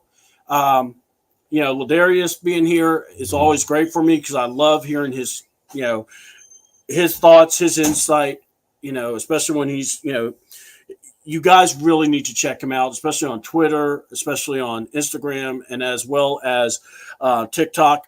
When he's breaking these games down and he's doing it in such a quick time frame, you got to hear it because he actually is bringing some really good stuff. And Ladarius, you are amazing in that, and I'm very thankful. That, man. Thank you for that. Man, thank you. I give respect to where it's given, man, and you are one of the best. And I mean, especially when we talk wrestling, we have a blast. So, and I love talking football with you on Tuesday. So we're gonna be signing off here. I want to thank everybody again for being a part of the show. If you're interested to being on the show, please contact me or Ladarius. The YouTube channel is CDouble28. My X or Twitter is CDoubleAWTN. For some reason, I tried to change it. It just really is all funky now ever since some idiot who's musky took over. So I don't want to talk about him too much. I heard he can make people disappear. But go ahead. No, I'm just saying whoosh. Oh God! I really like this microphone. It's like all the noises. Dude, man. You're elevating. I mean, you're really elevating the game here, man, with the mic. We might have to all be on mics now. Yeah, I don't know. Like I told Jerry, listen, it wasn't the budget. Sometimes you gotta go out of pocket expenses sometimes to for the betterment of the product. Hold on, but you got the best out of pocket expense. It was out of someone else's pocket expense that you got that. So look, we're not going to go to the backstory of it. No. There's no backstory needed. We're just saying it's a good job. All we're saying is that listen, I always be kind. It's all I tell people. Yes, yeah, and you know unless what? You're JD McDonough, get your forehead checked. Bro, you get your forehead checked. That might be a new thing. Stop wearing those Beetlejuice pants, and no, it's not going to take away the fact of your head. Pants are cool. Dude, I can't believe I'm about to ask this. Are we going to have Carlito a baby face again? I don't know. After that controversy he made with Kyrie, I don't know. God. Man, dude. I mean, we love Carlito. Line, but he said the line, so that's all that matters. It's like in the movie. Look. They don't say who wrote that line. They ask who said that line. And look, to be fair, folks, Carlito is still the funniest person in all of wrestling. Yeah, I mean, listen, he went from no apples to apples. He's diverse in his work. So he is. He, especially when he's like, I need to speak Chinese when they were Japanese. But anyway, Carlito, it's okay. It happens. Yeah, you know what? And to be honest, to be fair, Carlito is Puerto Rican. He's a Spanish culture man. So that does tend to happen where, someone could say something like that. I can't say something. I didn't know you were a lawyer, C-Dub. I didn't know that. No, it's just something that I've learned. Listen, I understand Matlock takes place in Georgia and all, but geez. You have a great sometimes suit. You have a great suit. Ladies and gentlemen, my client, Mr. Carlito, first of all, he's cool. First of all, y'all, Carlito, he's cool. Like, second. That's it. And then the fence. That's not cool. Carlito's like, now. Hold on. Then the judge goes, case dismissed. He's cool. Like, what illegal system? Man, only if it were that easy. What about both evidence? Be like, what evidence? Overrated. He's cool. It's like, look at him. He's cool. The lawyer said so. And the audience. Said, right? No. He's cool. The judge or the jury. The jury find Carlito cool. Those systems going to hell. Man. The question we didn't get an explanation to why Kelson. We will talk about tomorrow. That actually is going to be brought up.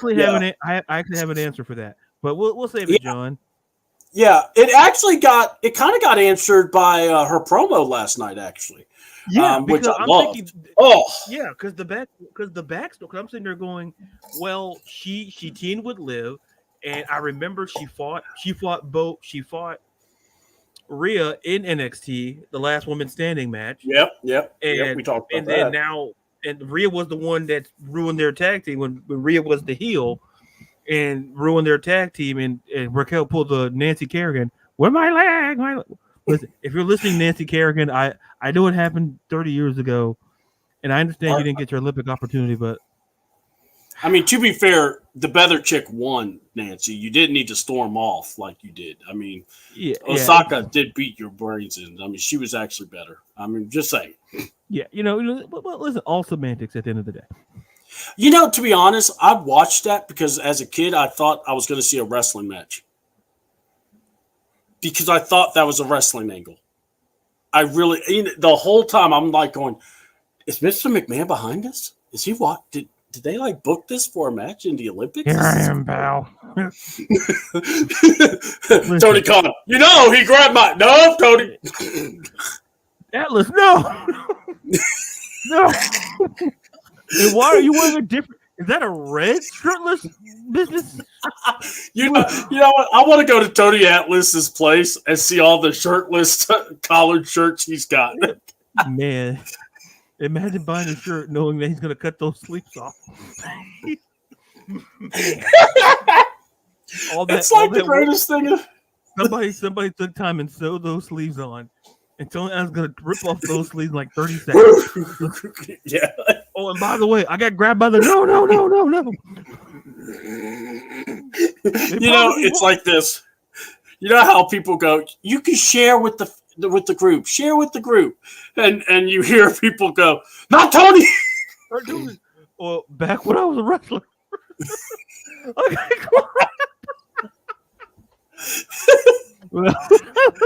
It's funny. I'm trying to go to my my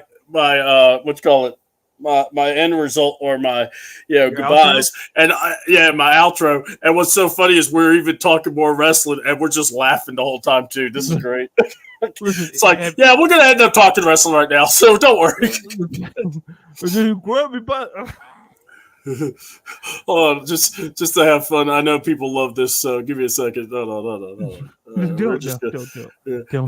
No. I'm not doing nothing like that. Oh no. You had that look. Yeah. I just went ahead and changed it. Yeah, there we go. So if y'all want to know, now we're into wrestling review. Yeah, so there we go. But yeah, honestly, I think I love when they bring wrestling together from different times. That kind of make you understand why there's a hatred there. And I got to go here. Yeah. I cannot wait to talk about Jey Uso. Jey Uso from SmackDown to Monday Night Raw. And then I just can't wait to talk about Braun Breaker and Fatu staring at each other. I've never thought I'd be so excited for two guys staring at each other. Let me tell you right now. I forgot to tweet it out. Listen, I don't care how we get there. I don't care. I'm usually all about storyline. Listen, I don't care how the storyline goes. I need Braun. I need Fatu. I don't care where we'll do it. It needs to happen because those two dudes. Listen, you got one dude who's going to spear you out of nowhere, and you got another dude who's gonna lurk behind you. Hey, what's that heavy breath on my neck? That's Jacob Fatu. And like, I loved you, Solo. I'm like, Jacob, calm down, pal. Look. Find you someone that loves you like Jacob Fatu loves Solo. No, that's a Lifetime movie, C-Dub. No. No. Because God, heaven forbid, you tell him no, he's gonna stalk you like a Lifetime for an hour and maybe 20 minutes of that movie, and then the last time it's just you and him in your house. He just cuts your lights off, and you're like, oh, who could it be? You know who it is. You know it wasn't Duke Energy. It wasn't. You know who cut your lights off. You knew who it was. All right. Just for laughs, I died when Jay, super kicked Tamaloa, but then Jake Tamatonga goes, as he throws, and then he gets super kicked. I'm like, dude, thank you. You are so stupid. You just made us love that just even more. Ron's just gonna go around like Goldberging people everywhere. And there's the interview. Spear by Springer. You're sitting there. Oh God, you're not safe. You're not safe. The video I sent you, where he freaking Spear go on and then you're like, wait, where is he? And just and I'm like, that's not good. Hold on, my favorite one was when he does the Steiner math with the bloodline. I'm just going, Braun, for one night. Like, no. Like, Braun, for one night. I need Braun Breaker for one night to show up in chainmail, to show that, and not just that, but to cut a promo about a 33 1/3 chance. Listen, if the match is a 3-way, I have a 33% chance of winning. Now, you may think it's 66.7, but if it's a one-on-one match, it's still 33. Wait, no, it's not. No. You had the 33 to the 50 to the 26, and then you just got, oh man, and then you really have an 8%. It's like, dude, I got dumber listening to that. Listen, I hope hey, I want to learn Steiner math. No, you don't. Yeah, no. Steiner math. I'll risk it for the biscuit on calculus. That's all. Yeah. I don't think I can risk it for the biscuit with Steiner math. I'm getting no biscuits on that one. 33.2? That's a trick question. I'm not answering. It's like, not only that, I need a tiger next to me to answer that. My God. Wait, but that was freaking hilarious. Oh my God. But yeah, I cannot wait. You don't want to know. Are you having Saxton interview the tiger? What's wrong with you? Triple H's like, I'll allow it. Or Adam Pearce, I'll allow it. Center math. You see Adam Pearce with a little bottle drinking. Yeah. I'm waiting for the day he's just chugging the whole time. What's in that bottle, Adam? It's not water. It smells a little Russian. A little Russian. Oh boy. Well, I really wish when Carlito said Dominic Mysterio, I really wish Adam was like, okay, now who's the real guy you want to pimp for a title? Or who's the one guy you really want to see for the title? No, I was really waiting for that. No, seriously. Seriously. Rey Mysterio, or Dom Mysterio. Okay, stop with the jokes. You've already made me laugh. Like, seriously. You serious? Look at the roster again. I'm gonna come back to you. It's a 2-hour show now. I'm gonna come back to you somewhat before the night, and I'm gonna come back to you at the top of the next hour and give me an answer. And look, Pierce had a hard night last night. Yeah, those 2-hour Raws are not making it easy on him. Well, just calm down. I'm gonna give you what you want. You think I'm gonna give you what you want? You don't know what I'm gonna give you. It's like, yeah, you are. You need a match first. No, you idiot. A match. And then you see Seth and Bronson with matches like this. Get out of my face! It's both of you. Oh, look at John. Jacob is the "I love you, man." Yes, I love you, man. I love you, Solo. Listen, I didn't know you are the my top chief. I'm like, buddy, checks in the mail. Calm down. See, that's what I'm saying. By the way, now imagine. Listen, that's a Lifetime movie. Listen, you can't tell Jacob, I love you, man. And if you say I don't love you that way, Jacob, he's gonna stalk you. Okay, it's going to happen. I'm telling you. It's like the.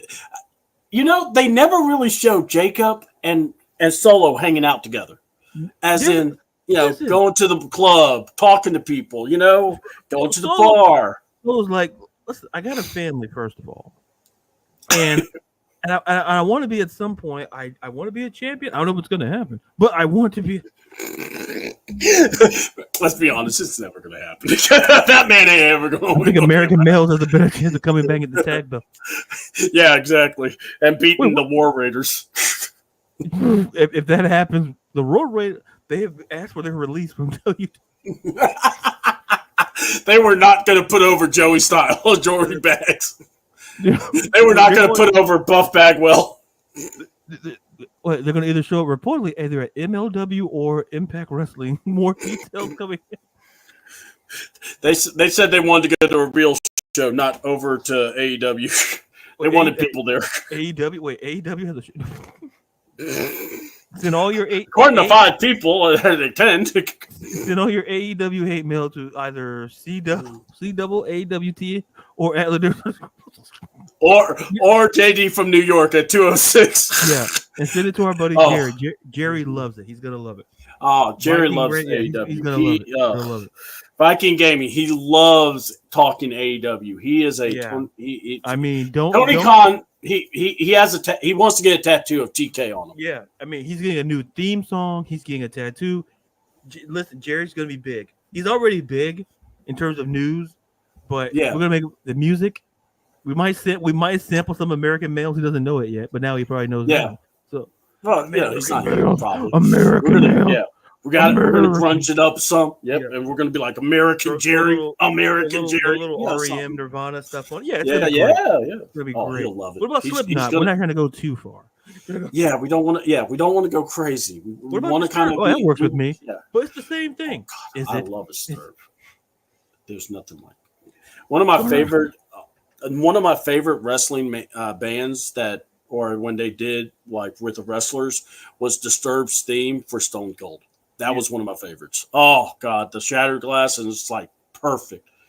JD from New York 206, the yellow from New. Yes, dude, he is actually pretty cool. I like him.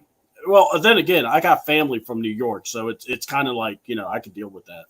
It don't bother me, but dude, what's crazy is some of his his takes, same thing that's in my head, and I'm like going, okay, so I'm not crazy thinking this stuff. Wait, is he double stalking JD from New York? I think. No, I'm not stalking. I just watch his shows. I mean, wait, is that your beard? Wait, C-Dub, what are you doing? And why are you eating the BLT there? We know it's you the whole time. We see you. I smell it on you. Those aren't nuggets. That's a BLT. Don't lie to me. Look, I'm telling you right now, there's going to be a day where me and Ladarius will be doing a show with JD and the Solid Monster. And when that happens, it's going to be freaking awesome. The South and the North hanging out together. We're gonna show it how it's done, man. We're gonna do it. Just like the Civil War. Yeah, it's gonna be cool. I didn't say the South was gonna rise. I said we're gonna get together and have a good time. Wait. I didn't say that. You said that. So what are you trying to say? I'm just saying. Are you saying the wrong side? To be fair, I was just simply saying, as a Georgia man and a Florida man, showing that we are a tag team. Oh boy, I mean, to be honest. Yeah, be honest though, Colonel we need you to come down here. Yeah, we need you to come down here, though. Colonel C-Dub running on his white horse coming into town. Let me tell you about my city. That Sherman fellow may have burned through our city, but I bet you that Yankee wouldn't do it again. We're gonna be ready. First of all, and the other thing about and the other good thing about JD, and I'm gonna say it, the man's a Braves fan. That's the hyped up for the Falcons. So hold on. And by the way, let me tell you. Let me tell you something, brother. The thing about JD, homeboy is an Atlanta Braves fan. So you know what? That tells me he understands suffering. because that's what we do. Look, I'm a Cubs fan. What are we doing here? Like, what do we do? God, dude, you cheer for the Falcons and the Cubs? Whoa, I just want to hug you. Wait. What we're not going to do here? I'm not slandering the Cubs. No. Listen here. I mean, you got a couple of my players. Colonel C-Dub, look, right on your white horse. Why has it got to be white? Why can't it be a Latino horse? Why can't it be my dog? You and I both know I'm not going to answer that question. And listen, I'm going to say this before we get out of here. Listen, 2 words that a lot of people could learn, whether you're asking a question about your quarterback or whether you're asking questions about horses, is no comment. Just you. Sometimes the best answer. Deshaun Watson. Yeah. Or Deshaun Watson, what are you going to do now that you tore your Achilles? Oh, I'm going to Disney. I can't even ride the rides. My legs all messed up. Poor guy. Oh, that injury sucked. I felt for him on the injury part. Yeah. People are like, listen. I'm gonna be real quick because I know we've been saying it for a while, but I'm gonna be real quick with this here. Here's the thing. I'm not. Listen, I never root for people to get hurt. I don't care. Listen, even for the Saints, I don't root for people to get hurt. But the fact that all I needed to know how Cleveland felt about Deshaun Watson, they did it before that game because they booed him in the pregame. Oh, I know. Nick Chubb showed up. Yeah, Nick Chubb's back. Here comes Deshaun. Boo! Like, and listen, when he got hurt, here's the thing. Nobody cheered for the. Listen, I want to believe that nobody cheered for the injury. It was the fact that Deshaun Watson is not going to be the quarterback. Like, I don't wish for anybody to get hurt. It's just that, listen, Cleveland still, and like we talked about on the podcast, listen, they got rid of Amari Cooper. Listen, whether people want to believe it or not, they could be sellers because they still got to pay. They still got to pay Deshaun. It's not like a contract where he's hurt and we don't have to pay him. No, you have to pay him even when he's hurt. And then, by the way, still get a quarterback that still has to start the rest of the season. So, and listen, they're playing the Ravens, so I don't care who you put under center Sunday, but good luck with that. So, yeah. And look, it sucks. I mean, he is a good player, but when you get hurt like that, it's gonna be hard. And then you know the numbers for his contract. Yeah, the next 2 years, it's like 70 something. Yeah, that cap is gonna hit so hard. It's like, cut him and trade. Like, nope. What team in the right mind will want to take on that money? Nobody's taking on that money. Yeah. No one's taking the money. You got to eat that money. You're not gonna get anything of value for Deshaun. And if you do, that GM needs to be put on a high pedestal. Right. I mean, but you're not getting it. Yeah, because here's the thing: if you're a team, listen. The Browns' problem was this: the Browns saw him. They saw the Deshaun Watson from the Texans. They saw where he had the Pro Bowl years, and and mind you, he didn't play football in 2023 before he got the. Yeah. He didn't play football. He was out of football for a season before they traded and gave him the contract. So they were banking on his previous performance. It wasn't like with Kurt, where we see he got hurt, but we saw like how great he was. Like we didn't have I said the tape wasn't great, and Deshaun Watson hasn't played 17 games total since he's been there. So it's injuries, and look, not only did they overpay him, John, it's the guaranteed money. If you give him 120 million guaranteed, cool, that's great. But a fully guaranteed contract to me shows.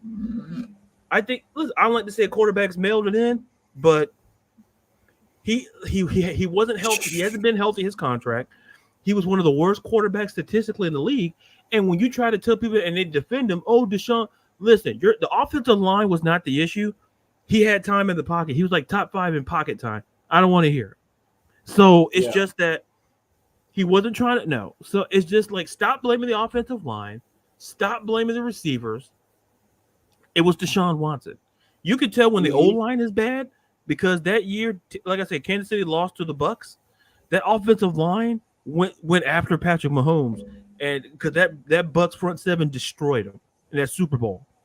I think it was that 2020 Super Bowl. And then what did they do in the offseason? They went out and signed the offensive line. And oh my God, Patrick Mahomes looks great. Because he was already great, but he was already great before that. But the offensive line got exposed. So all I'm saying is that don't blame the offensive lines. All of them are not terrible. Like there's a few that are just awful, but the majority of them are either good, great, or average, and there are some that are below average. So, that's what I'm saying. So the whole offensive line narrative, not buying it. And real quick, if you're watching the CW, enjoy seeing Stephanie Vacour and Julia. Yeah. Oh, Jesus. Listen. I'm not going to lie. I'm watching Piper Niven. I don't know what you're talking about, pal. Okay. Well, I haven't hit the live picture. Okay, the live button. Well, spoiler, pal. Just like Bischoff. Spoiler, you don't have to watch that. I got the now I see. Oh, ooh, Piper. I do love me some Piper. Mm. Oh, here we go. Oh, listen, good recovery. Listen, I don't eat haggis, but I might give it a shot. Yeah, I would too. I mean, and Chelsea's not so bad. But I love Chelsea. Like Chelsea is like MVP. Chelsea doesn't get the credit for. She understands this is the thing. She understands the entertainment aspect of wrestling. Like she's great. She's good in the ring, but she understands the entertainment. And people get like, oh well, listen. Like she posted, she got hurt. Like she fought injured in Japan. I think she said when she was in Japan, she got hurt, and she was getting $20. And so here's the thing: like, don't when people say, "Oh, Chelsea Green can't run," go look at I tell people, Google is free, YouTube is free. Stop. Yeah, she's a good wrestler. I'm not hearing the whole. Oh my! What are they doing with the? NXT, are they really? They have a race car driver. Oh God. Yeah, I cannot stand. Oh wait, listen. Hank and Tank. Yeah, listen. All I need to see is Jada Parker. I don't need to see Bronco and the other guy. I don't know the other guy's name. I was about to say who's the dude that I was about to say the dude with the mustache. I thought that was Brutus at one point, but then I realized it wasn't. So, okay, thank God. Anything with Jada Parker, thank God for. Who gave the race car driver the bullhorn? First of all, who gave him the megaphone? Who what? What, sir? Are you trying to be Jim? What we're not gonna do is, give him a tennis racket and he'll be happy. Oh no, you didn't. Oh man, that's how we get a tag match, right there. Yeah. And that's official, player. Or they have to go 1-on-1 with the Undertaker. Nah, man. If I was Undertaker right now, listen, I don't know. You might win that match. It's not. I don't know. I used to love when Teddy Long did that. He'd be like, it's either a tag team match or a 1-on-1 with the Undertaker. Oh my God, I forgot what the SmackDown where somebody had jacked him up. It was like, you're gonna go 1-on-1 with the Undertaker. I forgot who it was that I'm like. I want to say it was JBL. I want to say it was either JBL or Edge. Somebody like jacked him up. And he's like, you're going to go 1-on-1 with the Undertaker. And I'm like, Undertaker. And it's like, but the funny part is when he went into the limo, he's like, let's go for a ride, Teddy. He's like, oh, he locked the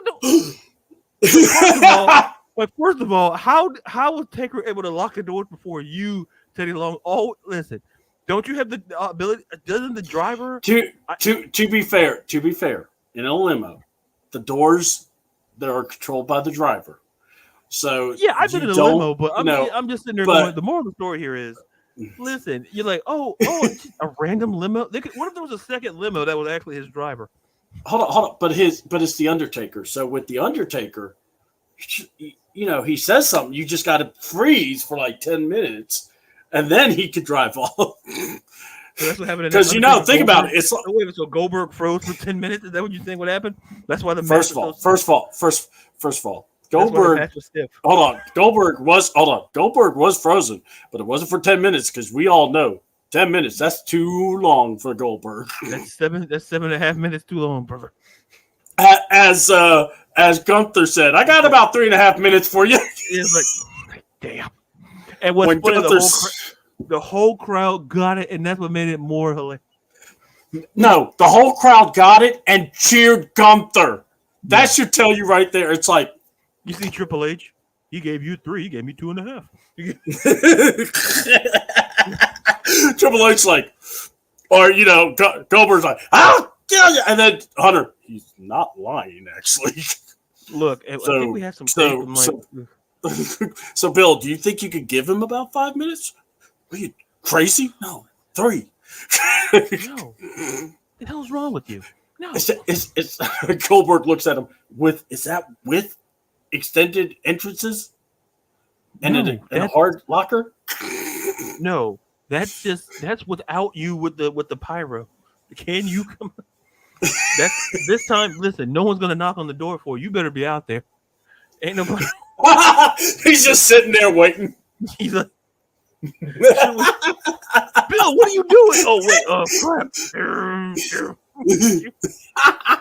Music is playing, and he's just sitting waiting for them to. And he's watching the TV. Like, hey, that's my music. Oh crap! They put the underwears on. Oh my god! Sorry, I was watching something, and all of a sudden, it sure was it lower than 3 minutes, Bill? Well, he was watching. Hold on, he was on Instagram Reels seeing Caden Carter and what you call it, Damian Priest's shorts, because those things are entertaining as hell. Oh my god, these guys are hilarious. Bill, your music's on. Oh crap, Bill, you know your trunk's on. Oh, is he gonna actually kiss her? Oh, he threw her to the floor. Oh my god, he just wanted to go to the fridge. What kind of? That's what I'm talking about. Yeah. Bill, your music's been on for 2 minutes. Oh, crap. Well, that's fine. The crowd's all tired. What? And Gunther's just looking back. Y'all are crazy. Hold on, guys. I'm gonna be honest with you guys. I'm not sold on this feud with the YS6 versus the Final Testament. All we got in the Final Testament is AOP carry across as a clown. All right, look.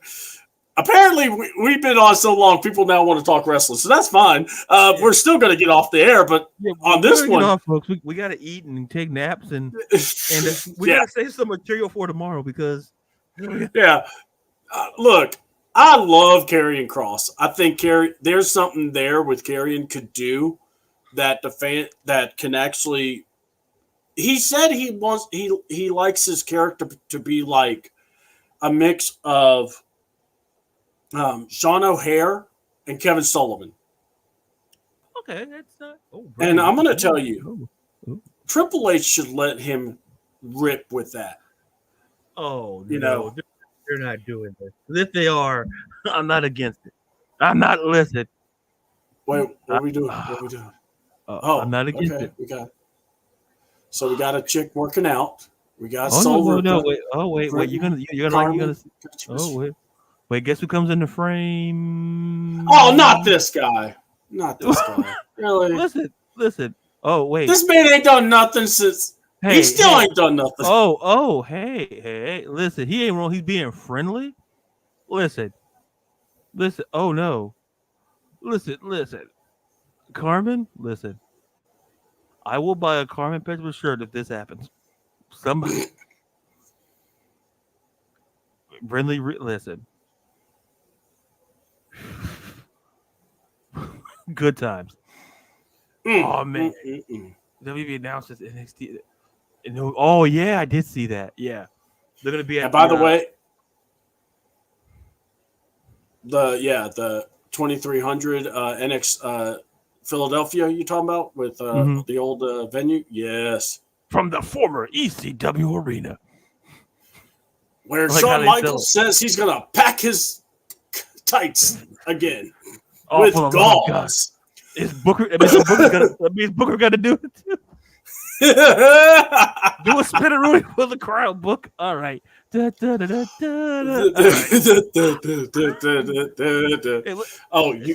going to be November 6th on the West. That means they're going head to head with that minor league show AEW. So that should be fun. Oh man! As long as Booker T doesn't do what he said in that promo about Hulk Hogan, they're gonna be fine. They're gonna be just fine. They're gonna be fine. Just avoid Book on the mic. We're gonna be great. Hey. Dude, all I'm gonna say is this: Booker T. There's a picture floating around a long time ago. Booker giving the stink eye to Hogan. I loved it. It was great. Listen, even Booker knew then. Like, hello. Taylor listen. Is it weird that I like Tatum Paxley? I mean, you know what, C-Dub? I feel that's right up your alley. So, yeah, I can see that. Never, like, should we? I mean, she's a married woman, though. I mean, we could. I mean, look, I'll let you have Jada. I mean, I know Jerry said he likes Jada. You think I can't earn my keep? Is that what you're saying? No, I'm telling you, I think you deserve some Jada, man. She got John. I'm just like John, and that's how you get him in. I mean, I was just kind of paying you a compliment, saying, you know, Jada, you know, I can see. Right, yeah. CW, he won. Yeah, so yeah. Yeah, and that or first Carmen. All, you know, if you like Carmen, I'd be like, hey, yo, listen, listen. I need to be Carmen Frederick and a shot to the Donnas to be a thing. I need it to happen. Oh, Jesus! Because it'll show that Hunter understands the dynamics of culture, and then we'll forget all the thing he said about color. We'll forget about it. You know, look, I mean, but look at NXT. All their top talent. You know, our so culture. And the way I took the question was that could he have answered it better? Sure, because all he had to really say was that like at some point we will, but we're building up to things. Like and he like because like look, if you look at the NXT champion, like look at your like it's diverse. It's a matter of like Jada Parker's going to be a star. Look how they're kind of semi pushing Last Legend to a certain degree, which I'm okay with because there's nothing really for NXT now because they're clearly going in a different direction. So I understand why you're pushing Jada and people may not have seen Jakara in the ring as much as Lash, but Jakara can hold herself in the ring. So it's not like they're not building something. It's just at the end of the day, like the tag, like someone said about like Roxanne. Roxanne's gonna lose that belt to one of three people. It's either Vakor, Julia, or even Cora Jade. Like or Delta. Oh, Delta, yeah. Oh, yeah. Man, Delta. Man, I can't wait to see her because I mean I see like the slow images of her. Oh my God, I get Ultimate Warrior vibes. But also, I've seen some of the work she's done, and I'm like, "You're a woman after my own heart." Look, as long as she's not like Warrior, we're gonna be all right. Yeah. No, I'm with you. Hey, guys, like Warrior. Hey, brother. No. Look. No. The moment to watch him when he became, in 1990 when he won the title, awesome. But after that. I don't really prescribe to Warrior. We're not going to talk about Warrior and WCW because that's even worse. That's even hard to talk about. I don't want to ever talk about that Halloween Havoc. That was such a worse. That was a nightmare. Like I always say, somebody said, "Hey, I have this idea." Folks, you can always say no to ideas. Like, yeah, or it's like this. We should do a rematch of this match. And sometimes it's like, oh yeah, that's a good idea. And then sometimes you need to go. You see the door, get out. Like, here's the thing: the original was great. Don't try to remake it. Let's leave it. Like I said about Police Academy, you should. When Gutenberg said no thanks, that's when you cut. That's when you cut your losses. Yeah. Hey, let's build around Bobcat Goldway. Like, no. Can't I get with the 80s. I get with the 80s, but my God, you couldn't touch Don't Gutenberg. do that. When Gutenberg said no, like when Gutenberg said, "Listen, I've done 3-4 of these. I'm good." That's when the franchise had to say, we're good. What did the franchise say? We're going to do great. And not only that, the last movie they went to Moscow during the Cold War. I'm like, you know what? Yeah, it's going to work out great. Oh, it worked in Rocky because Rocky was fighting Drago. Rocky was all of us. It was still Sylvester Stallone. It wasn't someone else. It was. And listen, forget what happened to Apollo Creed. Just forget that. Oh, Philip Dorsett, the receiver. Philip Dorsett. Yeah, receiver? Philip Dorsett, the receiver. Yeah, great. But we haven't got anything for the D line. If there's one thing we needed on this team, we need another receiver. We got Drake, we got Ray McLeod, we got Darnell Mooney, we got, Rondell's hurt, but there's one thing we needed: another receiver. Yep, you know how that goes. All right, folks. Well, I hope you enjoyed our show and our commentary through the first part of NXT. Oh, yeah. Oh, God, yes. Oh, wait, Wendy, listen. I know this is a crime what we're watching, but I'm okay with it. Yeah, me too. We just saw a crime, but listen, look at. Oh, Lord, Wendy Chu. Okay. Well, that's the crime you're talking about. I was staring at the fact that we didn't get Lola Vice on the show or Lola Vice in the match. Oh, we're putting her in a box. Okay. Listen, that sounds kind of creepy. Listen, Lexus King needs to shave that, whatever that's on his face, because I don't know if Lexus needs to shave that or does Charlie Dempsey need to shave the mustache. That's what I'm more concerned about. The mustache gives me, the mustache reminds me of like Michael Caine back in the 80s, it gives me like Michael Caine vibes. And Michael Caine's a fine actor. Yes, he is. Okay, since you said it like that, we'll give the mustache a couple of weeks on this. Can we put Ren Sinclair more on camera, please? All right, Charlie, I'm gonna need you to slide a little out of frame and yeah, Charlie, back up a little. Let's see more. There we go, Charlie. I do like Travion. Yeah, I do like Travion. That dude. Let me tell you something, folks. That's a like JR used to say, like that's a blue chipper. That's a blue chipper right there. Charlie Dempsey's not bad, dude. I like how he's coming along. I really do. His wrestling is even better. Yeah. His dad told him to keep the stash. Dad told him. Well, Dad's like, I didn't have a stash, but yours look. What the? Whoa! I don't like that photo of Luca Cristofino. I don't like that photo. I don't like that. My God, what are we doing with these photos? What was? Listen, I would listen. My eyes didn't mean to veer there, but it did, and it shouldn't have veered there. That's all I'm gonna say. It shouldn't have veered there. What the? Dear God, there are horses down there. My God. It's like secretariat citation down there. What do we do? What are we doing? How much galls is in there, man? My God, people. Like, listen. Oh my God. For Oba, it might not be gauze. I don't know because Mr. Ed. But yeah. All right, folks. Well, now that we're in a commercial, we can now save y'all from ourselves. Yeah. All right. Join us tomorrow. We're going to be talking wrestling. We'll talk about Oba and Villavino. And then we'll talk more about what's going on in wrestling. Yeah, well, exactly. And we'll go on from there. So, hey, enjoy the Falcons. Enjoy the wrestling. Meet us here tomorrow. C-Doubles and Ladarius, we're out. Peace. Peace.